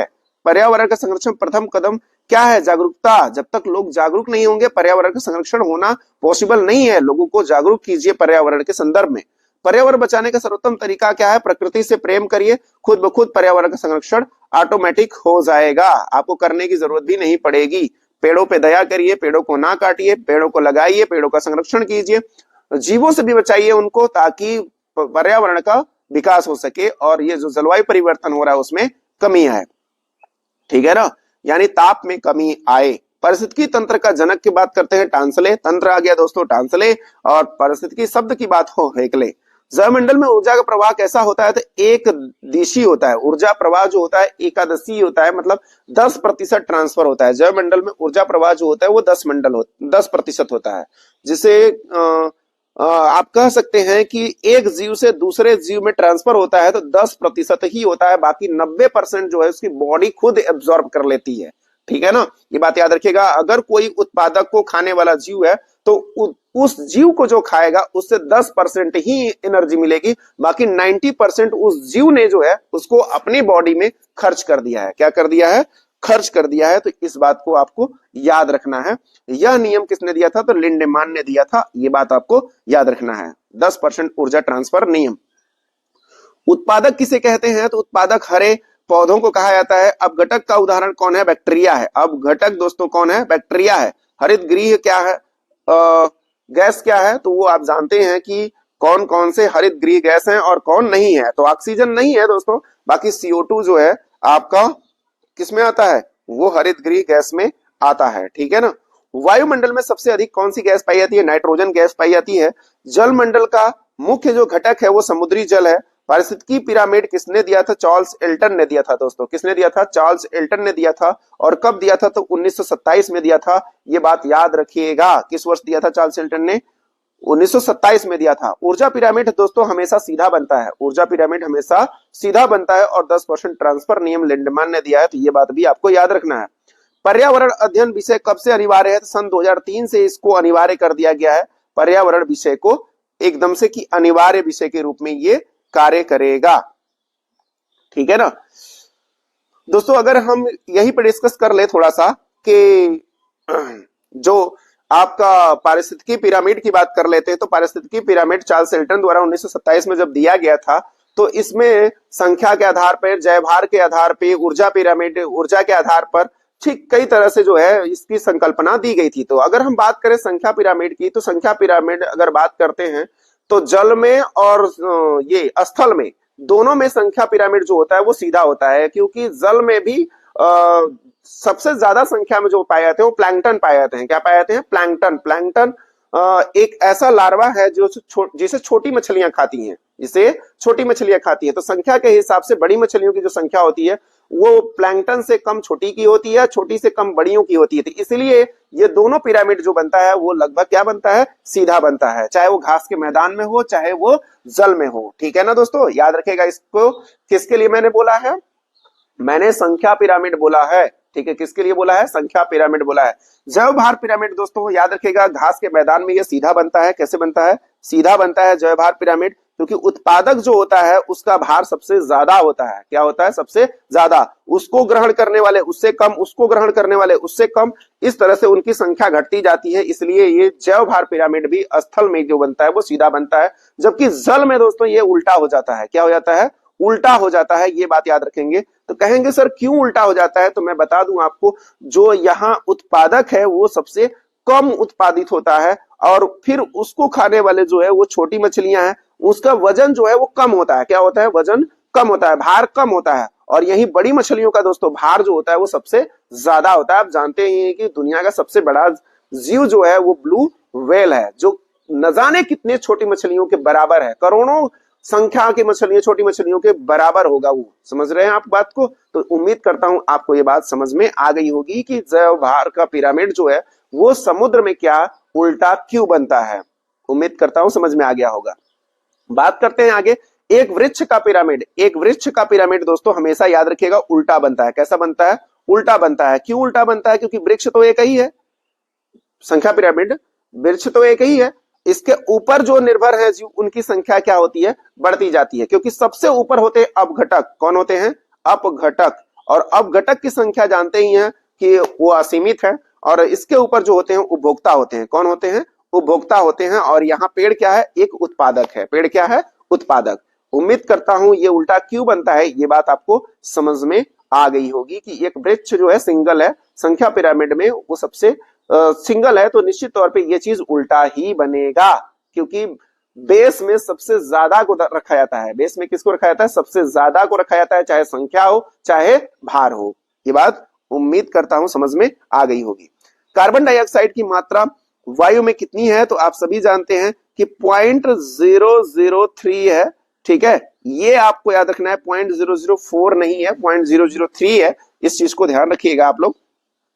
भूमंडलीय उष्मीकरण का प्रभाव हिमनद का पिघलना, यानी ग्लेशियर पिघल रहे हैं, जो भूमंडलीय ताप में वृद्धि हो रही है, ठीक है, उसके कारण ग्लेशियर पिघल रहे हैं और जलस्तर में वृद्धि हो रही है, ठीक है। आने वाले समयों में जो समुद्री तटीय इलाके हैं, चाहे वो भारत के हो चाहे किसी भी देश के हो, वो धीरे धीरे डूब जाएंगे, ठीक है। समुद्र का जल खारा क्यों होता है? तो लवणों के कारण समुद्र का जल खारा होता है। और नीला ग्रह किसे कहते हैं? तो आप सभी जानते हैं पृथ्वी को नीला ग्रह कहा जाता है। जल का सर्वाधिक जो है सार्वभौमिक विलायक क्यों कहते हैं इसे? क्यों कहते हैं इसे? तो अधिक पदार्थ घोलने के कारण इसे सार्वभौमिक विलायक के नाम से इसे जाना जाता है।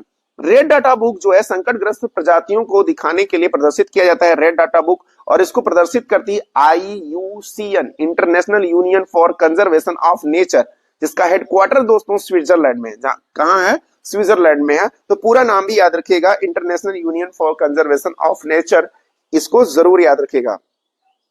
संवेदनशील प्रजाति का अर्थ है विलुप्त की ओर, मतलब ऐसी प्रजाति जो विलुप्ति की ओर अग्रसर है। उदाहरण के लिए गिद्धों को आप देख सकते हैं, विलुप्ति की ओर अग्रसर है ये, क्योंकि इसका संरक्षण अगर नहीं किया गया बड़े पैमाने पर तो सोच लीजिए ये कभी ना कभी ऐसा भी समय आएगा कि ये पूरे के पूरे धरती पर से विलुप्त हो जाएंगे।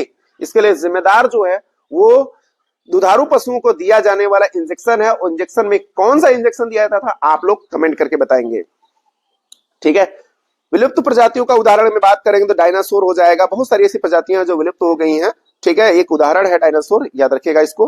भारत की रेड डाटा बुक कौन प्रकाशित करता है, तो JSI करता है। कौन करता है, JSI भारत की रेड डाटा बुक जारी करती है। तो याद रखिएगा international red data book IUCN करता है, जबकि भारत का रेड डाटा बुक कौन जारी करता है, ZSI करता है, यानी zoological survey of India, geological survey of India जो है करता है रेड डाटा बुक जारी। तो दोस्तों याद रखिएगा एक इंपॉर्टेंट क्वेश्चन है कि इंटरनेशनल तो सभी जानते हैं IUCN है, बट भारत का ZSI है। भारत का कौन है, ZSI, पूरा नाम जरूर याद रखिएगा।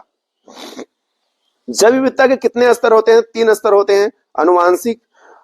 अनुवांशिक विविधता किससे संबंधित है, तो जीन से संबंधित है, जीन से संबंधित अनुवांशिकता होती है, सभी जानते हैं। प्रजाति विविधता का अर्थ क्या है, प्रजातियों की संख्या, प्रजातियों की संख्या प्रजाति विविधता कहलाती है। क्या कहलाती है, प्रजाति विविधता। पारिस्थितिकी विविधता का उदाहरण क्या है, वन, मरुस्थल, ये सभी पारिस्थितिकी विविधता का उदाहरण है। वन हो जाएगा, मरुस्थल हो जाएगा, रेगिस्तान हो जाएंगे। देखिए दोस्तों आपको लग रहा होगा मरुस्थल और रेगिस्तान एक ही चीज होते हैं, दोस्तों ऐसा नहीं है। और मरुस्थल में सारी चीजें आती हैं, जबकि रेगिस्तान में केवल रेत के रेगिस्तान ही आते हैं। जबकि मरुस्थल में ऐसी भूमि जहां पर कुछ भी उगता ना हो उसे मरुस्थल कहते हैं, ठीक है ना। और सभी रेगिस्तान मरुस्थल हो सकते हैं, लेकिन सभी मरुस्थल जो है रेगिस्तान नहीं हो सकते। ये एक रीजनिंग का क्वेश्चन भी है दोस्तों, याद रखिएगा इसको। हॉटस्पॉट का अर्थ क्या है दोस्तों, उच्च जैव विविधता वाला क्षेत्र ही हॉटस्पॉट कहलाता है। मतलब जहां सर्वाधिक जीवों में विविधता पाई जाती है, सर्वाधिक पाई जाती है, ऐसे क्षेत्र को हॉटस्पॉट कहा जाता है। भारत में कुल 4 हॉटस्पॉट केंद्र हैं, जिसमें से पश्चिमी घाट एक हॉटस्पॉट केंद्र है, आपका पूर्वी हिमालय है आपका, ठीक है, आपका इंडो बर्मा है, आपका सुंडालैंड है। ये सभी 4 हॉटस्पॉट में भारत विभाजित है। पश्चिमी घाट की बात करते हैं तो एक हॉटस्पॉट है, जैव विविधता के लिए प्रसिद्ध है।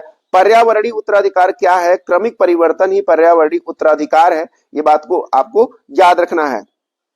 प्राथमिक उत्तराधिकार कहाँ होता है, तो नंगे जो चट्टान होते हैं उसे प्राथमिक उत्तराधिकार के रूप में जाना जाता है। जबकि द्वितीयक अधिकार जो होते हैं वन के काटने के बाद जो होता है वो द्वितीयक अधिकार कहलाता है। तो याद रखिए प्राथमिक उत्तराधिकार नंगे चट्टान पर होता है, जबकि द्वितीयक उत्तराधिकार कहाँ होता है, तो वन के कटने के बाद उत्तराधिकार माना जाता है। तो ये बात भी आपको ध्यान रखनी है।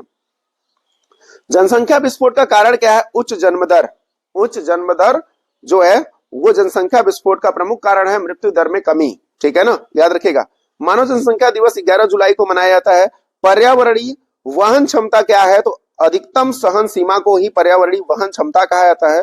ठोस कचरा प्रबंधन किससे संबंधित है, नगर निकाय से संबंधित है। और गीला कचरा किससे संबंधित है, जैविक पदार्थ से संबंधित है, ठीक है, ये बात आपको ध्यान रखना है। सूखा कचरा प्लास्टिक कागज जैसे हो जाएंगे सूखा कचरा। कचरे से खाद बनाने की प्रक्रिया को कंपोस्टिंग कहा जाता है, ये बात याद रखिएगा, कंपोस्टिंग कहा जाता है कचरे से खाद बनाने की प्रक्रिया को, ठीक है। बायोमेडिकल कचरा कहां से आता है, तो अस्पतालों से बायोमेडिकल कचरा आता है, सभी जानते हैं। मेडिकल कॉलेजों से या मेडिकल या हॉस्पिटलों से जो कचरे निकलते हैं उसे बायोमेडिकल कचरा कहा जाता है। बायोमेडिकल कचरे का रंग जो होता है वो कैसा होता है, पीला होता है। कैसा होता है, कचरे का जो बॉक्स होता है उसे पीला बॉक्स रखा जाता है। पर्यावरण के अनुकूल जो कचरा है वो जैव अपघट्य होता है। क्या होता है, जैव अपघट्य होता है, या उसे आप बोल सकते हो कि पर्यावरण के अनुकूल है। यानी वो क्या बोल सकते हो उसको आप, कि जो चीजें पर्यावरण के अनुकूल होती हैं वो पर्यावरण के लिए काफी लाभदायक होती हैं, ताकि उसका बाद में जो है उससे कोई पर्यावरण को नुकसान ना हो सके, ठीक है ना। आगे बात करते हैं हम लोग। देखिए जैव अपघट्य पदार्थ का उदाहरण है पत्तियां। जैव अपघट्य का उदाहरण कौन है, पत्तियां। जैव अपघट्य पदार्थ का उदाहरण प्लास्टिक जो है वो अपघट्य है, मतलब अजैव, जैव नहीं अजैव अपघट्य, मतलब जो हमारे वातावरण में जो है जल्दी से नष्ट नहीं होता है वो प्लास्टिक है। वो क्या है? प्लास्टिक है। पर्यावरण लेबल का उदाहरण है इको मार्क। क्या है? Eco mark. पर्यावरण जो लेबल है, अगर कोई प्रोडक्ट पर्यावरण के अनुकूल होता है तो उसको इको मार्क दिया जाता है। क्या दिया जाता है? Eco mark. इको मार्क की शुरुआत भारत में जब हुई थी वो सन था 1991। हरित लेखांकन क्या है? पर्यावरणीय लागत है। हरित लेखांकन क्या है? पर्यावरणीय लागत है। हरित जीडीपी क्या है? पर्यावरण सहित विकास है। हरित जीडीपी क्या है? पर्यावरणीय सहित विकास है, हरित जीडीपी कहलाता है। ये भारत का हरित जीडीपी जो है पर्यावरणीय सहित विकास है। स्मॉग क्या है? धुआं कोहरा ही स्मॉग कहलाता है। धुआं कोहरा ही क्या कहलाता है? स्मॉग कहलाता है। फोटोकेमिकल्स जो होते हैं, स्मॉग कहाँ पाया जाता है? तो शहरों में फोटोकेमिकल्स स्मॉग पाया जाता है। स्मॉग से कौन प्रभावित होता है? तो फेफड़ा प्रभावित होता है स्मॉग से। दोस्तों याद रखिएगा कि स्मॉग से प्रभावित होने वाला अंग कौन सा है? तो वो फेफड़ा है। पर्यावरणीय रोग का उदाहरण है अस्थमा। पर्यावरणीय रोग का उदाहरण कौन सा है? अस्थमा। आप सभी जानते हैं इस समय लोग अस्थमा के कितने शिकार हो रहे हैं। इसके लिए जिम्मेदार कौन है? तो मानव खुद है जिम्मेदार इसके लिए। जल जनित रोग का उदाहरण हैजा है। जल जनित रोग का उदाहरण कौन है? हैजा है, तो ये बात याद रखिएगा। और वायु जनित रोग का क्या है? टीबी है। और पर्यावरणीय स्वास्थ्य का अर्थ क्या है? स्वच्छ परिवेश। पर्यावरणीय स्वास्थ्य का अर्थ क्या है? स्वच्छ परिवेश। हरित क्रांति के जनक एम एस स्वामीनाथन थे। हरित क्रांति पर्यावरण पर प्रभाव जो है रासायनिक प्रदूषण लाती है, क्योंकि हरित क्रांति लाने से कहीं ना कहीं खाद्यान्न उत्पादन में वृद्धि होती है, तो कहीं ना कहीं हमारे जो वातावरण को दूषित भी करता है, क्योंकि रासायनिक उर्वरक का इतना बड़े पैमाने पर उपयोग हुआ कि हमारी भूमि की मिट्टी को समझ लीजिए ये नष्ट कर डाली है। अब बिना रासायनिक उर्वरक के अगर कह लीजिए एग्रीकल्चर किया जाए तो पॉसिबल नहीं है। ये समझ लीजिए सबसे बड़ा लॉस है। आपको सिर्फ फायदे पढ़ाए जाते हैं, इसके फायदे क्या हैं तो इसके लॉसेस भी वो आपको देखने को मिल रहे हैं इस समय। नीली क्रांति किससे संबंधित है? मत्स्य पालन से संबंधित है। श्वेत क्रांति दुग्ध उत्पादन से। पीली क्रांति तिलहन से। हरित गैसों को घटाने की संधि जो हुई थी वो पेरिस समझौता हुआ था। कौन सा समझौता? पेरिस समझौता। और ये किस वर्ष हुआ था? 2015 में पेरिस समझौता किया गया था फ्रांस में। कहां किया गया था? फ्रांस में किया गया था। ठीक है ना। आगे बढ़ते हैं हम लोग। जलवायु परिवर्तन पर सम्मेलन जो है COP21 जो था वो पेरिस में हुआ था। ग्रीन क्लाइमेट फंड किससे संबंधित है? तो ये विकासशील देशों से संबंधित है। सौर ऊर्जा का स्रोत क्या है? सूर्य है, जो नाभिकीय संलयन पर आधारित है, तो याद रखिएगा। पवन ऊर्जा का स्रोत जो है हवा है। और जल विद्युत का स्रोत क्या है? नदियां हैं, जो प्रमुख रूप से इनके लिए उत्पादन करती हैं। ठीक है ना। यानी जल विद्युत अगर चाहिए तो नदियों पे सबसे बड़ा जो है डैम बना बना के जो है विद्युत का उत्पादन किया जाता है। अक्षय ऊर्जा किसे कहा जाता है? तो प्रदूषण रहित ऊर्जा को अक्षय ऊर्जा कहा जाता है। ऐसी ऊर्जा जैसी जिससे कोई जो है किसी प्रकार का हानि ना हो, ऐसी ऊर्जा। ठीक है ना। अक्षय ऊर्जा जो कभी खत्म ना होती हो, ऐसी ऊर्जा। ठीक है ना।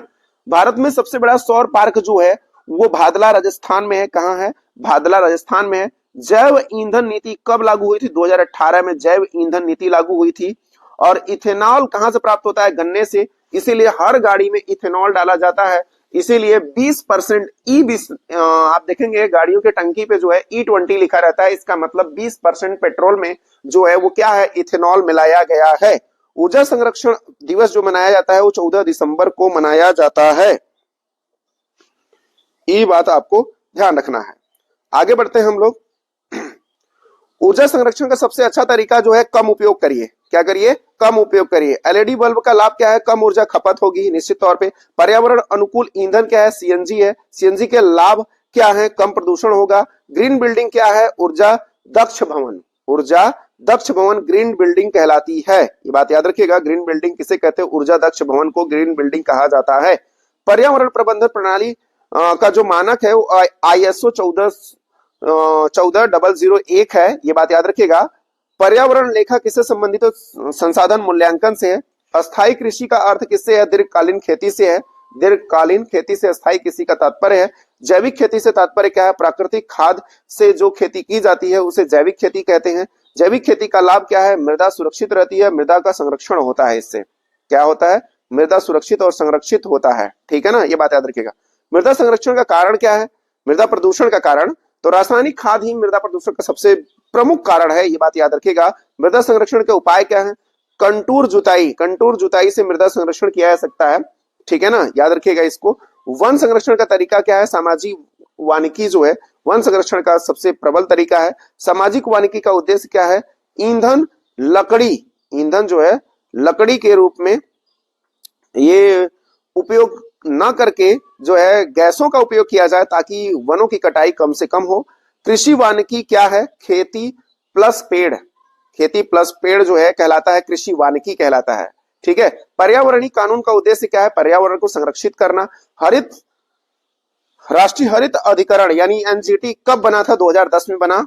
पूरा नाम नेशनल ग्रीन ट्रिब्यूनल है। ठीक है, एनजीटी का मुख्यालय न्यू दिल्ली में है, तो ये बात याद रखिएगा। पर्यावरण न्याय का अर्थ है समान अधिकार, पर्यावरण न्याय का अर्थ क्या है, समान अधिकार। पर्यावरण चेतना का माध्यम क्या है, शिक्षा। चेतना तभी होगी जब शिक्षा दी जाएगी, लोगों को जागरूक किया जाएगा, तभी लोगों में चेतना आएगी और पर्यावरण को लोग जो है संरक्षित करेंगे ताकि भविष्य में ऐसी कोई घटनाएं उत्पन्न नहीं होंगी जिससे कि लोग बीमार ज्यादा से ज्यादा पड़े।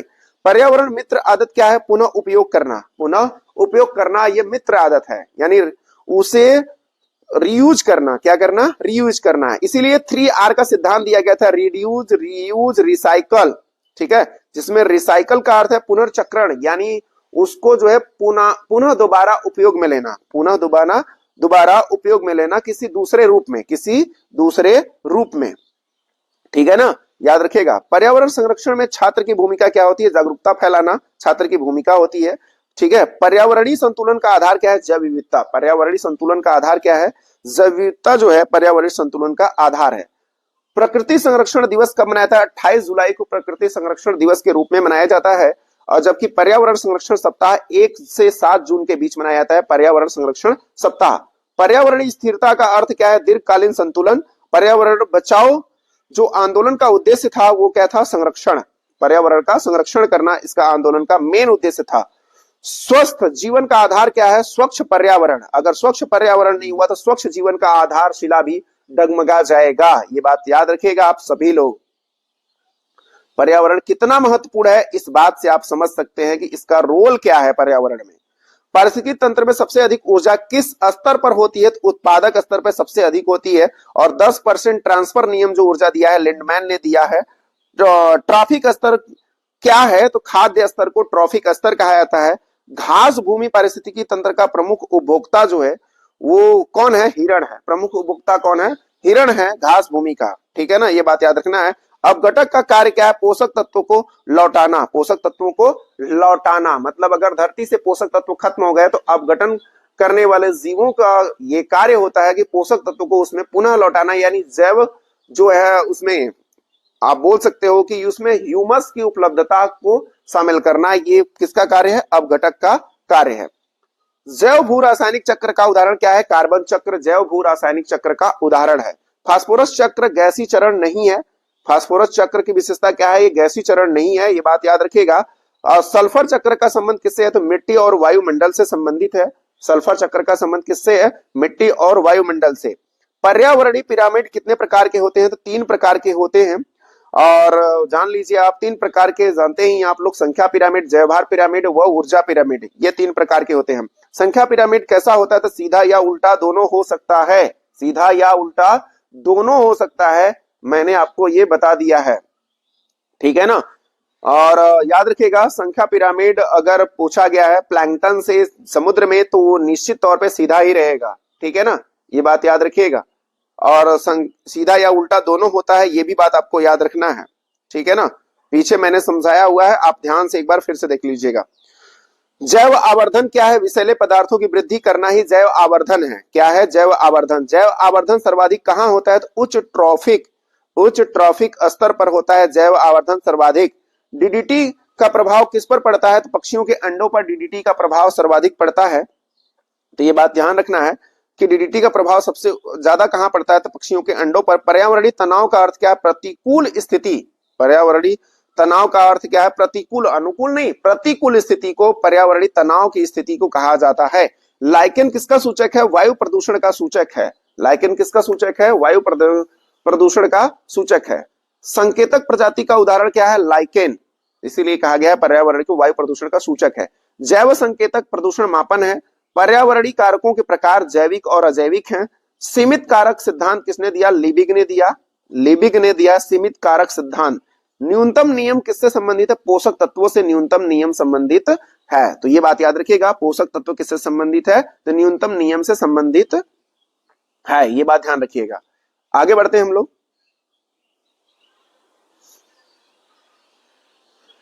तापमान का जीवों पर प्रभाव, वृद्धि प्रभावित, मतलब तापमान जितना बढ़ता जाएगा उनके वृद्धि को प्रभावित करेगा।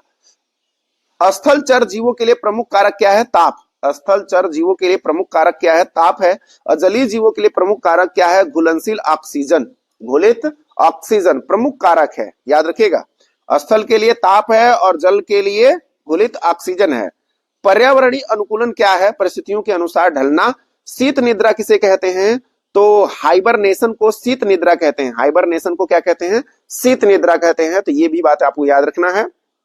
ग्रीष्म निद्रा को एस्टिवेशन कहते हैं। ग्रीष्म निद्रा को क्या कहते हैं? एस्टिवेशन कहते हैं। प्रवासन किसे कहते हैं? स्थान परिवर्तन को ही प्रवासन कहते हैं। तो ये बात याद रखिएगा, एक जगह से दूसरे जगह स्थानांतरित होने को ही प्रवासन कहा जाता है। पक्षियों का प्रवासन क्यों होता है? तो भोजन व जलवायु के कारण उनका प्रवास होता है। आप जानते हैं साइबेरिया से पक्षी, घाना पक्षी विहार जो केवलादेव नेशनल पार्क है आपका भरतपुर राजस्थान में, वहां पे साइबेरिया से पक्षी आते हैं प्रवास के लिए, ठीक है ना, याद रखिएगा। क्योंकि साइबेरिया में ठंड अधिक बढ़ जाती है जिसके कारण वो भारत की ओर खींचे चले आते हैं, हिमालय पर्वत को क्रॉस करके भारत में आते हैं। कैमोफ्लेज का अर्थ क्या है?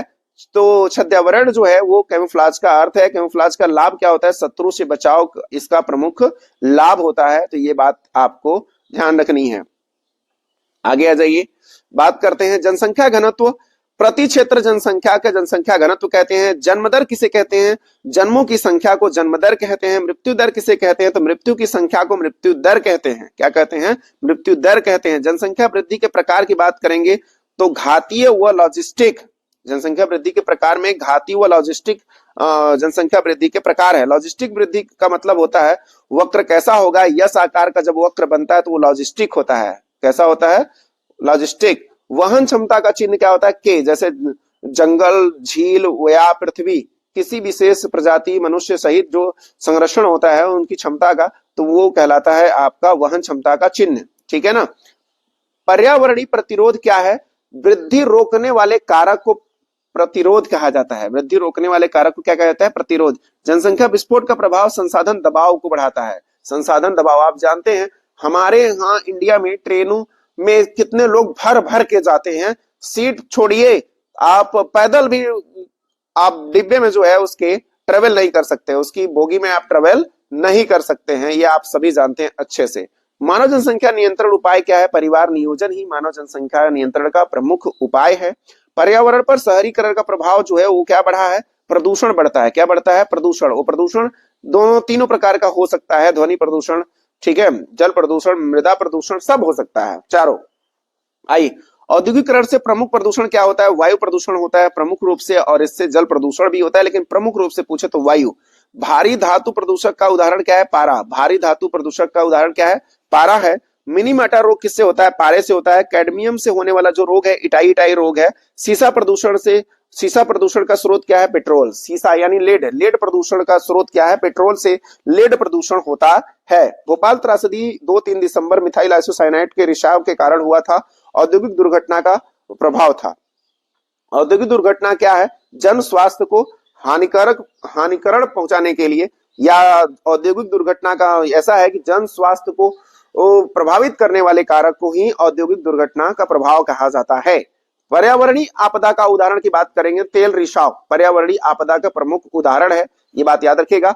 तेल रिसाव से सबसे अधिक प्रभावित जो होता है समुद्री जीव होते हैं। कौन होता है? तेल रिसाव से सर्वाधिक प्रभावित जो जीव होते हैं वो समुद्री जीव होते हैं। रेडियोधर्मी प्रदूषण का मुख्य स्रोत जो है वो परमाणु संयंत्र है। रेडियोधर्मी प्रदूषण का मुख्य स्रोत कौन है? परमाणु संयंत्र है, जहां से बिजली का उत्पादन किया जाता है। नाभिकीय रिएक्टर, नाभिकीय रिएक्टर। रेडियोधर्मी विकिरण का प्रभाव कैंसर होता है इससे। नाभिकीय कचरे का निपटान कठिन होता है, दीर्घकालीन प्रभाव होता है इसका, ठीक है ना। कठिन क्यों है? तो दीर्घकालीन प्रभाव होता है, ये बात जानते हैं आप लोग। ध्वनि प्रदूषण का स्रोत क्या है? मशीनें हैं। ध्वनि प्रदूषण का उच्चतम प्रभाव मानसिक तनाव पे पड़ता है। और प्रकाश प्रदूषण का कृत्रिम रोशनी होती है जिसका प्रभाव पड़ता है। प्रकाश प्रदूषण क्या है? तो कृत्रिम रोशनी है। प्रकाश प्रदूषण से प्रभावित कौन होते हैं? सबसे ज्यादा पक्षी होते हैं। ताप प्रदूषण से सर्वाधिक ताप प्रदूषण जो स्रोत है वो ताप विद्युत गृह है। कौन है? ताप विद्युत गृह है। ताप प्रदूषण का प्रभाव जो है जलीय जीवन पर सबसे ज्यादा पड़ता है, जलीय जीवन पर सबसे ज्यादा पड़ता है। जल शोधन का तरीका क्या है? फिल्ट्रेशन सबसे अच्छा तरीका है। अपशिष्ट जल उपचार संयंत्र को क्या कहते हैं? एसटीपी बोलते हैं। क्या बोलते हैं? इस एसटीपी बोलते हैं, याद रखिएगा इसको, ठीक है। आइए जरा आगे बढ़ते हैं। यूट्रोफिकेशन क्या है? तो पोषक तत्वों की अधिकता को यूट्रोफिकेशन कहा जाता है। यूट्रोफिकेशन का कारण क्या है? नाइट्रेट। क्या कारण है? नाइट्रेट। शैवाल प्रस्फुटन जो है का प्रभाव जो है ऑक्सीजन की कमी के कारण होता है। किसके कारण होता है? ऑक्सीजन की कमी के कारण होता है। और बीओडी का पूरा नाम क्या होता है? बायोलॉजिकल ऑक्सीजन डिमांड, यानी जैव रासायनिक ऑक्सीजन मांग, ठीक है। बीओडी का बीओडी अधिक होने का अर्थ है जल प्रदूषण। बीओडी अधिक होने का मतलब है जल प्रदूषण, क्योंकि उसमें ऑक्सीजन को मापता है, जल में ऑक्सीजन को मापता है कि जल में ऑक्सीजन की मात्रा का लेवल क्या है। अगर जल के लेवल की मात्रा कम है तो यानी उसमें जो है रासायनिक तत्वों की मात्रा अधिक है, यानी वो जल दूषित हो चुका है पूरी तरह से। सीओडी का पूरा नाम केमिकल ऑक्सीजन डिमांड है, इसका प्रदूषक मापन ये भी है। और स्वच्छ जल में बीओडी कितना है? स्वच्छ जल में बीओडी कितना होता है? तो वो कम होता है, याद रखिएगा। जल की गुणवत्ता सूचक क्या है? डीओ है। जल की गुणवत्ता क्या है? डीओ है, याद रखिएगा। भूजल प्रदूषण का कारण क्या है? कीटनाशक है। और भूजल पुनर्भरण का उपाय क्या है? वर्षा जल संचयन जो है पुनर् उपाय है इसका, कि अगर जल का संचयन किया जाए तो भूजल स्तर को बढ़ाया जा सकता है आसानी से। आगे बात करते हैं हम लोग। तो मरुस्थलीकरण का अर्थ क्या है? भूमि का बंजर होना ही मरुस्थलीकरण होता है। मरुस्थलीकरण का कारण क्या है? अति चराई। अति चराई भी मरुस्थलीकरण का प्रमुख कारण होता है। भूमि क्षरण से प्रभावित क्षेत्र क्या है? भूमि क्षरण से प्रभावित क्षेत्र, शुष्क क्षेत्र ही भूमि क्षरण से प्रभावित क्षेत्र होता है। वनस्पति आवरण घटने का परिणाम क्या होता है? मृदा अपरदन। वनस्पति आवरण घटने का कारण क्या होता है? मृदा अपरदन होता है। आप सभी जानते हैं वनस्पतियां अगर धरती पे नहीं रही तो क्या होगा? मृदा अपरदन बहुत बड़े पैमाने पे होना प्रारंभ हो जाएगा। भूस्खलन का प्रमुख कारण क्या है? तो वनों की कटाई भूस्खलन का प्रमुख कारण होता है, तो ये बात भी याद रखना है। भूस्खलन प्रभावित क्षेत्र जो है पहाड़ी क्षेत्र होता है। कौन सा क्षेत्र होता है? पहाड़ी क्षेत्र होता है। तटीय क्षेत्रों में क्या होता है? तो आप सभी जानते हैं समुद्री लहरें तटीय क्षेत्र को काटती हैं, ये बात याद रखना है। मैंग्रोव वन का महत्व क्या है? तट की सुरक्षा करना। तट की सुरक्षा कौन करता है? मैंग्रोव वन करते हैं। सर्वाधिक मैंग्रोव वन सुंदर वन में पाया जाता है। कोरल रीफ किसके सूचक होते हैं? तो स्वच्छ समुद्र का सूचक होता है कोरल रीफ। कोरल रीफ दुनिया का सबसे बड़ा कोरल आइलैंड जो है वो कहाँ है? ऑस्ट्रेलिया में है, पूर्वी तट पे, उत्तरी पूर्वी तट पे ऑस्ट्रेलिया में कोरल रीफ है, जिसका नाम क्या है आप लोगों को ये कमेंट करके बताना है। कोरल ब्लीचिंग का कारण क्या है? ताप वृद्धि। कोरल ब्लीचिंग का तात्पर्य क्या है? तापमान में वृद्धि का कारण है कि कोरल ब्लीचिंग हो रहा है, ठीक है ना। जलवायु परिवर्तन में से समुद्र स्तर जो है वो बढ़ता है। जैसा ताप बढ़ेगा समुद्र के जल में वृद्धि होती है, जल जो है ग्रोथ करता है, ठीक है ना, याद रखिएगा। ग्लेशियर के पिघलने से ऐसा होता है। ग्रीन हाउस गैसों का प्रमुख उदाहरण जो है वो मीथेन है। मीथेन है और उसके साथ साथ ग्रीन हाउस गैसों में CO2 भी है, याद रखिएगा। मीथेन का सबसे अच्छा स्रोत जो है वो धान का खेत है। धान का खेत है मीथेन का सबसे अच्छा स्रोत। नाइट्रस ऑक्साइड का स्रोत जो है उर्वरक है। ओजोन छिद्र सर्वाधिक कहां पे देखा गया? अंटार्कटिका में। ब्रिटिश अंटार्कटिका सर्वेक्षण दल के प्रमुख जोसेफ फॉरमैन ने सबसे पहले जो है अंटार्कटिका में ओजोन परत छिद्र को देखा था। जोसेफ फॉरमैन ने, ब्रिटिश अंटार्कटिका सर्वेक्षण दल के प्रमुख थे। ओजोन क्षय से रोग जो होता है वो त्वचा कैंसर होता है। जलवायु शरणार्थी कौन है? तो विस्थापित लोग होते हैं जलवायु शरणार्थी। जैसे मैंने कहा कि जो साइबेरिया से पक्षी आते हैं भारत में तो वो क्या है? जलवायु शरणार्थी कहलाते हैं, ठीक है। वो एक जगह से दूसरे जगह विस्थापित करते हैं अपने आप को। कार्बन सिंक का उदाहरण क्या है? वन। कार्बन सिंक का उदाहरण क्या है? वन है कार्बन सिंक। कार्बन तटस्थता का अर्थ क्या है? शून्य उत्सर्जन। कार्बन तटस्थता का क्या अर्थ है? शून्य उत्सर्जन। नेट जीरो का अर्थ क्या है? उत्सर्जन संतुलन। उत्सर्जन संतुलन नेट जीरो का लक्ष्य होता है। ये बात आपको ध्यान रखनी है, ठीक है ना। आइए आगे बात करते हैं। आगे पर्यावरणीय अर्थशास्त्र किससे जुड़ा है? तो संसाधन उपयोग से पर्यावरणीय अर्थशास्त्र जुड़ा हुआ है, याद रखिएगा। प्रदूषण भुगतान सिद्धांत क्या है? तो प्रदूषण जो प्रदूषक खर्च करे वही प्रदूषक भुगतान सिद्धांत है। ठीक है ना, ये बात याद रखिएगा। पर्यावरणीय ऑडिट का उद्देश्य क्या है? मूल्यांकन करना। पर्यावरणीय ऑडिट का अर्थ क्या है? मूल्यांकन करना, या किसी चीज के ऑडिट का अर्थ होता है मूल्यांकन करना। ठीक है ना। सतत उपभोग का अर्थ क्या होता है? सीमित उपभोग करना, सीमित उपयोग करना। ठीक है ना। सतत उपभोग का अर्थ होता है कि भावी पीढ़ियों को भी उनका लाभ मिल सके। हरित उपभोक्ता कौन है? तो पर्यावरण मित्र जो होते हैं वो हरित उपभोक्ता कहलाते हैं। हरित उपभोक्ता कौन कहलाता है? पर्यावरणीय मित्र कहलाता है हरित उपभोक्ता। पर्यावरण शासन का उद्देश्य क्या है? संरक्षण करना। पर्यावरण शासन का उद्देश्य क्या है? संरक्षण करना पर्यावरण को। ठीक है। स्थानीय समुदाय की भूमिका क्या होती है? सहभागिता के रूप में जाना जाता है। स्थानीय समुदाय की अगर सहभागिता ना हो तो जंगल आज नहीं बहुत पहले ही नष्ट हो चुके होते। ठीक है। पर्यावरण संरक्षण का वैश्विक लक्ष्य क्या है? सतत विकास को बढ़ावा देना। ठीक है। भविष्य की पीढ़ी हेतु आवश्यक क्या है? संसाधन की बचत करना। संसाधन की बचत करना, जैसा मैंने आपसे कहा। पर्यावरण सुरक्षा का मूल मंत्र क्या है? संतुलित जीवन। संतुलित जीवन को जिए। देखिए पर्यावरण किस तरह से संतुलित रहता है, आपको संतुलित करने की जरूरत भी नहीं पड़ेगी और किसी तरह का कष्ट भी नहीं सहना पड़ेगा, आराम से जिंदगी को जी सकते हैं। पारिस्थितिकी संतुलन का आधार क्या है? ऊर्जा का प्रवाह। आधार क्या है? ऊर्जा का प्रवाह। खाद्य श्रृंखला में द्वितीय उपभोक्ता कौन होते हैं? तो मांसाहारी होते हैं। और शाकाहारी जीव जो है किस ट्रॉफिक स्तर पर होते हैं? तो प्राथमिक उपभोक्ता के अंतर्गत आते हैं। और अपघटन प्रक्रिया अंतिम परिणाम है। अपघटन प्रक्रिया का अंतिम परिणाम क्या है? खनिज लवण। क्या है?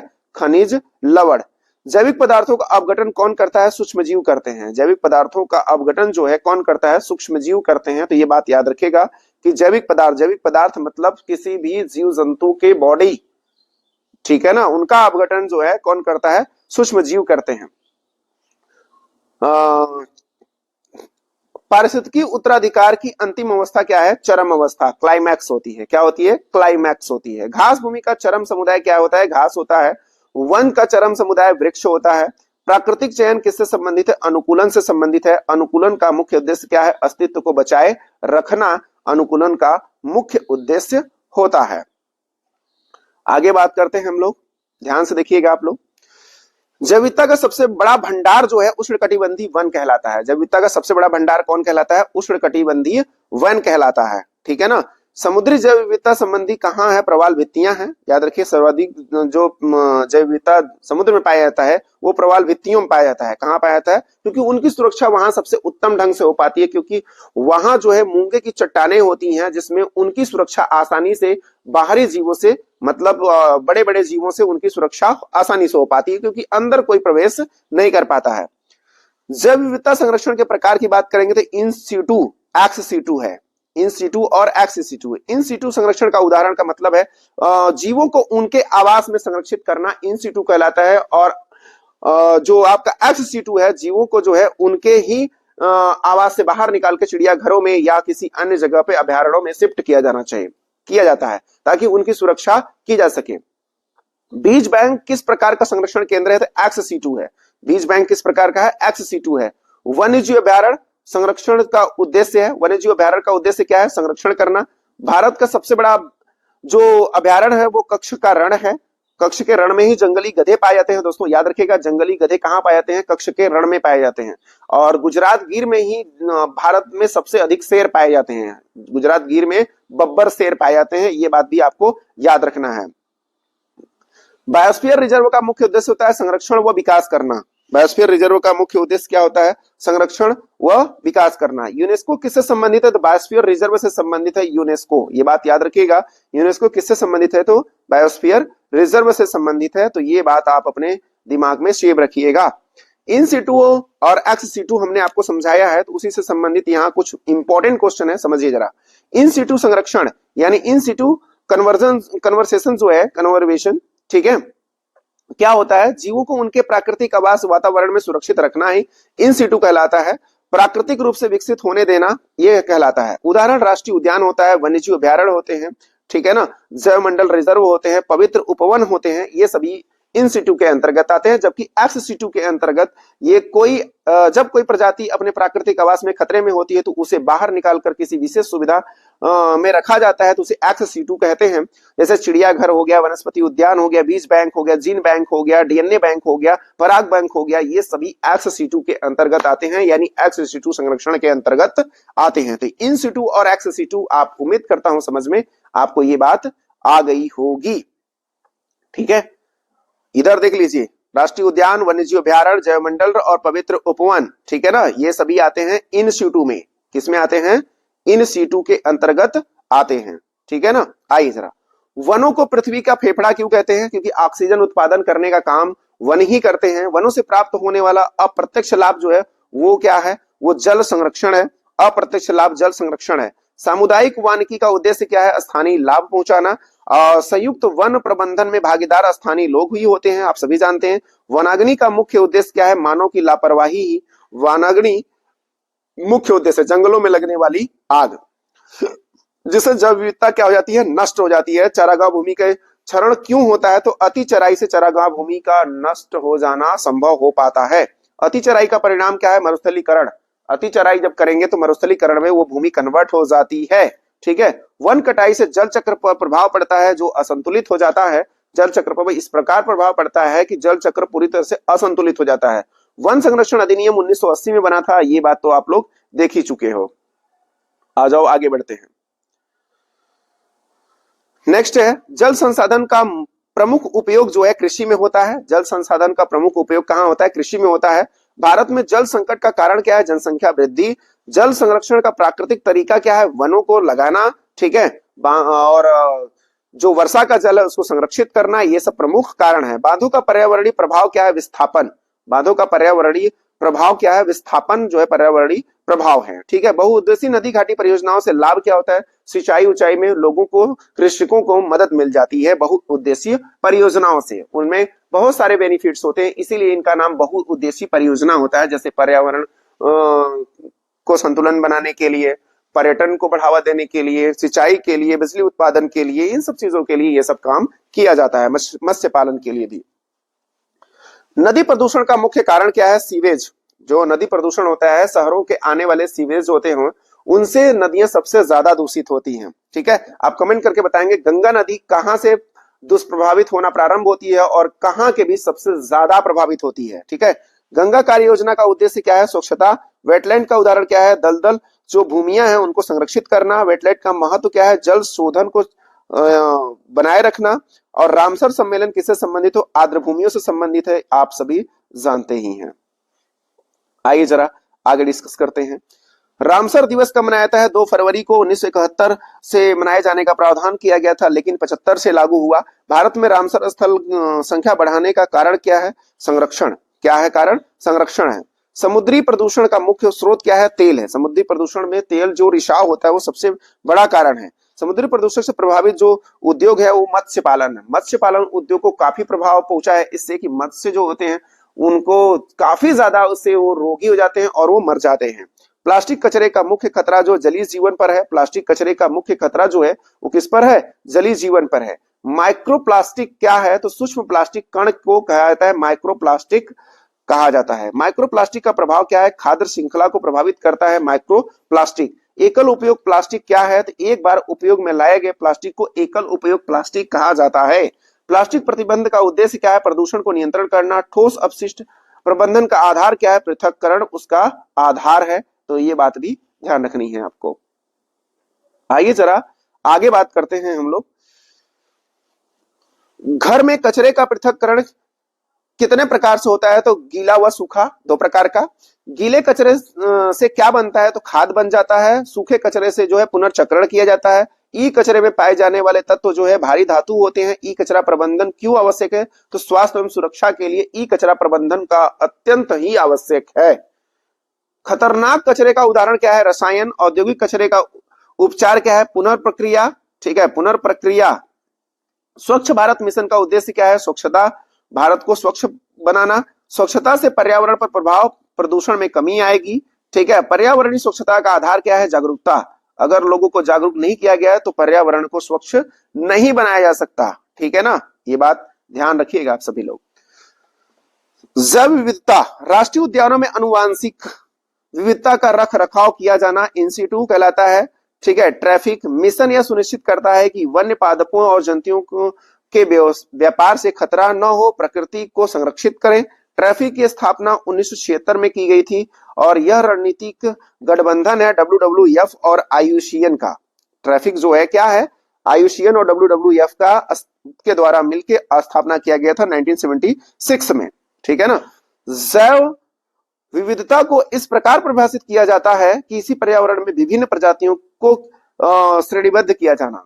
विभिन्न प्रजातियों की श्रेणी जब जहां जिस क्षेत्र में आती है उसे जैव विविधता क्षेत्र कहा जाता है। जैव विविधता का अल्फा बीटा गामा नामक श्रेणियों में विभाजित किया जाता है।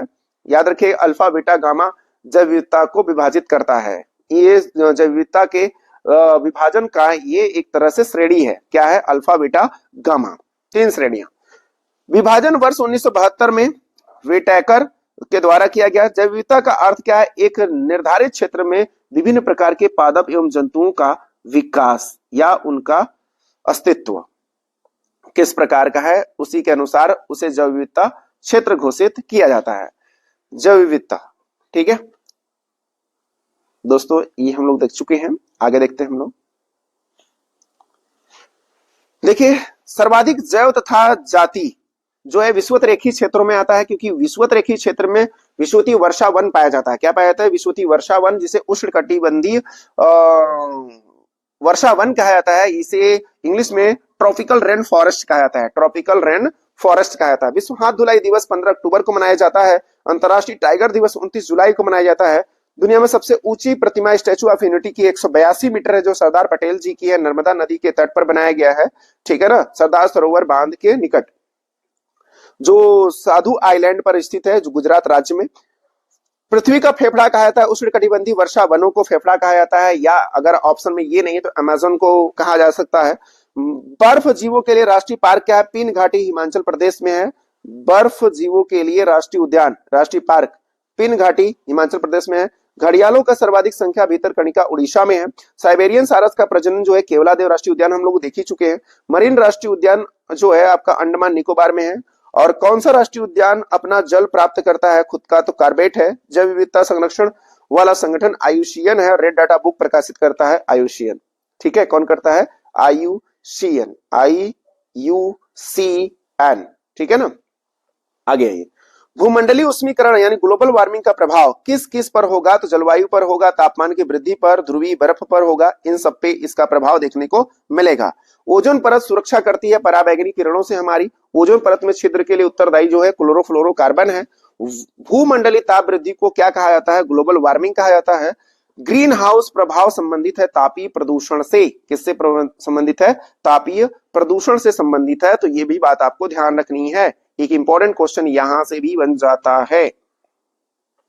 आगे बात करते हैं। वर्ष 2019 में अंतर्राष्ट्रीय जैव विविधता दिवस की थीम क्या थी? तो हमारी जैव विविधता हमारा खाद्य एवं हमारा स्वास्थ्य। तो याद रखिएगा, ये 2019 की थीम थी। 2019 की थीम थी। ठीक है ना। आप लोग कमेंट करके बताएंगे 2025 की थीम क्या है जैव विविधता के लिए।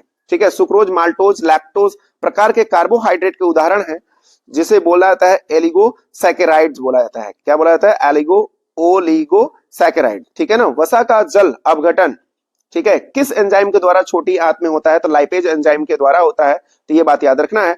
मादा क्यूलेक्स के द्वारा कौन सा रोग होता है? तो फाइलेरिया होता है मादा क्यूलेक्स के द्वारा। और वायु द्वारा फैलने वाले संक्रामक रोग की बात करते हैं तो तपेदिक है, खसरा है, काली खांसी है, चेचक है, डिप्थीरिया है। ये वायु द्वारा फैलने वाले कुछ प्रमुख रोग हैं। ठीक है ना। आगे डिस्कस करते हैं पारिस्थितिकी का मित्र कौन है? मित्र नहीं है यूकेलिप्टस। यूकेलिप्टस को सफेदा कहा जाता है दोस्तों, और ये पर्यावरण का शत्रु कहा जाता है या पर्यावरण का विनाशक कहा जाता है। यूकेलिप्टस को अत्यधिक जल ग्रहण कर शक्ति के कारण घोषित किया गया था पर्यावरणीय शत्रु। ठीक है ना। सबसे ज्यादा जो है ये ऑस्ट्रेलिया में पाया जाता है। तो याद रखिएगा इस चीज को। वृक्ष जो पर्यावरणीय संकट माना जाता है यूकेलिप्टस है। लैंटिक आवास का उदाहरण किसका है? तालाब व दलदल। लैंटिक आवास किसका उदाहरण है? तो तालाब एवं दलदलों का है। स्थिर जल के आवास लैंटिक आवास के अंतर्गत आते हैं। स्थिर जल के जो आवास होते हैं वो लैंटिक आवास के अंतर्गत आते हैं।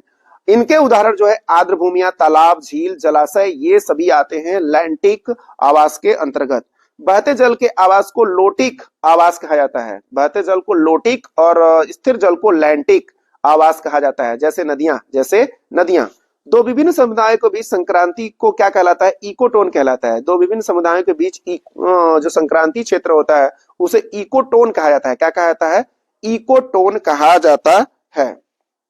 ये बात ध्यान रखिएगा, इकोटोन किसको कहते हैं? तो उन्हीं को कहते हैं। प्रथम पोषक तत्व के अंतर्गत आते हैं हरित पादप। और प्रथम पोषक तत्व के अंतर्गत कौन आते हैं? हरित पादप। पौधे अपने रंग के लवक यानी क्लोरोफिल की सहायता से करते हैं प्रकाश संश्लेषण की सहायता से। जीवित घटकों में शामिल होने वाले जो होने के कारण है पारिस्थितिकी तंत्र से संबंधित हरे पौधे हैं। कौन है? हरे पौधे। ऐसे पदार्थ जिनके ऑक्सीकरण के पश्चात जीवधारियों को ऊर्जा प्राप्त होती है वो कहलाता है खाद्य, फूड कहलाता है। ठीक है। जीवों द्वारा ऊर्जा का प्रवाह जो होता है एकदशी होता है, मतलब 10% ऊर्जा हस्तांतरण नियम मैंने आप लोगों को पहले ही बताया है। ठीक है, कमेंट करके बताइए किसने दिया है, पीछे डिस्कस हो चुका है। आहार श्रृंखला का निर्माण करते हैं घास, बकरी तथा मानव। घास, बकरी, बाकी जीव जंतु, बाकी सभी जीव जंतु, ये बात याद रखिएगा। जीव भार पिरामिड जो है जिस पारिस्थितिकी तंत्र में उल्टा बनता है उसे क्या कहते हैं? वो तालाब है। जीव भार पिरामिड जो है पारिस्थितिकी तंत्र जो बनता है उल्टा, जीव भार की बात हो रही है यानी जैव भार की बात हो रही है, तो तालाब में उल्टा बनता है। तो ये बात याद रखिएगा। क्यों उल्टा बनता है? क्योंकि जो बड़े जीव होते हैं उनका जो भार होता है छोटे जीवों से बहुत ज्यादा होता है। ठीक है ना, तो ये बात याद रखिएगा। इसलिए ये क्या बनता है? उल्टा। और जानते ही हैं सबसे कम जो बनता है वो क्या बनते हैं? शैवाल। शैवाल को खाने वाले छोटे छोटे जीव, प्लैंकटन को खाने वाले मछलियां। ठीक है, इस तरह से उनसे बड़े इस तरह से बड़ी मछलियां आ जाती हैं। नगरीकरण एवं औद्योगिकरण हानिकारक है संतुलित विकास के लिए। किसके लिए? संतुलित विकास के लिए हानिकारक है, ये बात याद रखिएगा। पर्यावरण एवं पारिस्थितिकी के लिए जैव विविधता के संरक्षण के लिए जाना जाता है। जब तक आप पर्यावरण एवं पारिस्थितिकी का संरक्षण नहीं करेंगे तब तक जैव विविधता का संरक्षण भी नहीं हो पाएगा, ये बात आपको ध्यान रखनी है। राष्ट्रीय हरित न्यायाधिकरण अधिनियम 2010 जो बना था भारतीय संविधान के जिस प्रावधान के अनुरूप अधिनियमित हुआ था वो स्वास्थ्य पर्यावरण के अधिकार के अनुरूप जो अनुच्छेद था वो अनुच्छेद 21 था। जीवन जीने के अधिकार का अंग माना जाता है इसी के अंतर्गत। ठीक है ना, याद रखिएगा इस चीज को। राष्ट्रीय हरित न्यायाधिकरण के अध्यक्ष जो है जस्टिस आदर्श कुमार गोयल हैं। हरित न्यायाधिकरण के जो अध्यक्ष हैं वो कौन है? जस्टिस आदर्श कुमार। राष्ट्रीय हरित न्यायाधिकरण की स्थापना हरित न्यायाधिकरण अधिनियम 2010 के तहत 18 अक्टूबर 2010 को की गई थी। तो एक अत्यंत महत्वपूर्ण क्वेश्चन ये भी है। यानी राष्ट्रीय हरित न्यायाधिकरण कब बना? तो 18 अक्टूबर 2010 को। हरित विकास यानी ग्रीन डेवलपमेंट पुस्तक के लेखक WM एडम्स हैं।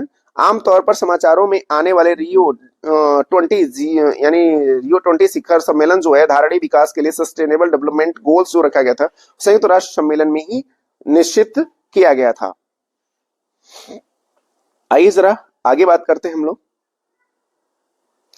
ग्रीन पीस इंटरनेशनल का मुख्यालय एम्स्टर्डम में है। कहां है ग्रीन पीस का मुख्यालय? एम्स्टर्डम में है। इको मार्क उन भारतीय उत्पादों को दिया जाता है जो पर्यावरण के मैत्रीपूर्ण व्यवहार करते हैं, उन्हें इको मार्क सिंबल दिया जाता है। ब्यूरो ऑफ इंडियन स्टैंडर्ड द्वारा 1991 से दिया जा रहा है इको मार्क का प्रमाण पत्र। पर्यावरण अनुकूल उपभोक्ता उत्पादों को चिन्हित करने के लिए सरकार ने आरंभ किया था इको मार्क। सरकार ने क्या आरंभ किया था? Eco mark. धारणीय कृषि का अर्थ क्या है? भूमि का इस प्रकार उपयोग करना कि उसकी गुणवत्ता अक्षुण्ण बनी रहे, मतलब उसमें उसके मिट्टी में किसी प्रकार का हानिकारक तत्व शामिल ना हो जाए, इसके लिए धारणीय कृषि का अर्थ बनाया गया, लोगों को समझाया गया। भूमि का इस प्रकार प्रयोग करना है आपको कि उसकी गुणवत्ता अक्षुण्ण रहे, बनी रहे, ऐसी हो। भारत में टिकाऊ कृषि के लिए राष्ट्रीय मिशन चल रहा है, 2014 से 15 से ही चल रहा है ये।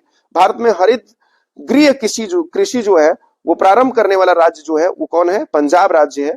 ठीक है दोस्तों, तो इस तरह से दोस्तों ये आपका टॉपिक यहीं पे खत्म होता है। ठीक है ना, तो आपको ये वीडियो कैसा लगा? और अपने मित्रों को, दोस्तों को ये वीडियो शेयर करिए ताकि वो लोग भी जाने इन सभी क्वेश्चन के बारे में। अत्यंत महत्वपूर्ण प्रश्न है इसमें, 500 प्लस प्रश्न है इसमें। हाँ, ये जरूर है कि कुछ क्वेश्चन कॉमन है, जैसे कुछ क्वेश्चन कॉमन है तो उसको अलग अलग तरीके से समझाने के लिए अलग अलग जगह पे उसे रखा गया है। ठीक है, तो इसके लिए कंफ्यूज नहीं होना है। ठीक है, और आपको सारे क्वेश्चन को याद कर लेने हैं और परीक्षा में उम्मीद करता हूं आपका बेहतर मार्क्स इसके जरिए मिलेगा आपको। ठीक है, और स्पेशली लेखपाल में 10 नंबर का आपका है और यूपी टेट सेटेट में 30-30 नंबर के ये क्वेश्चन रखे जाते हैं। तो उम्मीद करता हूं ये वीडियो आप कम से कम 2 से 3 बार देखेंगे, जिससे आपका पूरा का पूरा तैयार हो सके। ठीक है दोस्तों, उम्मीद करता हूं आप इसे लाइक सब्सक्राइब करेंगे और थैंक यू फॉर वॉचिंग।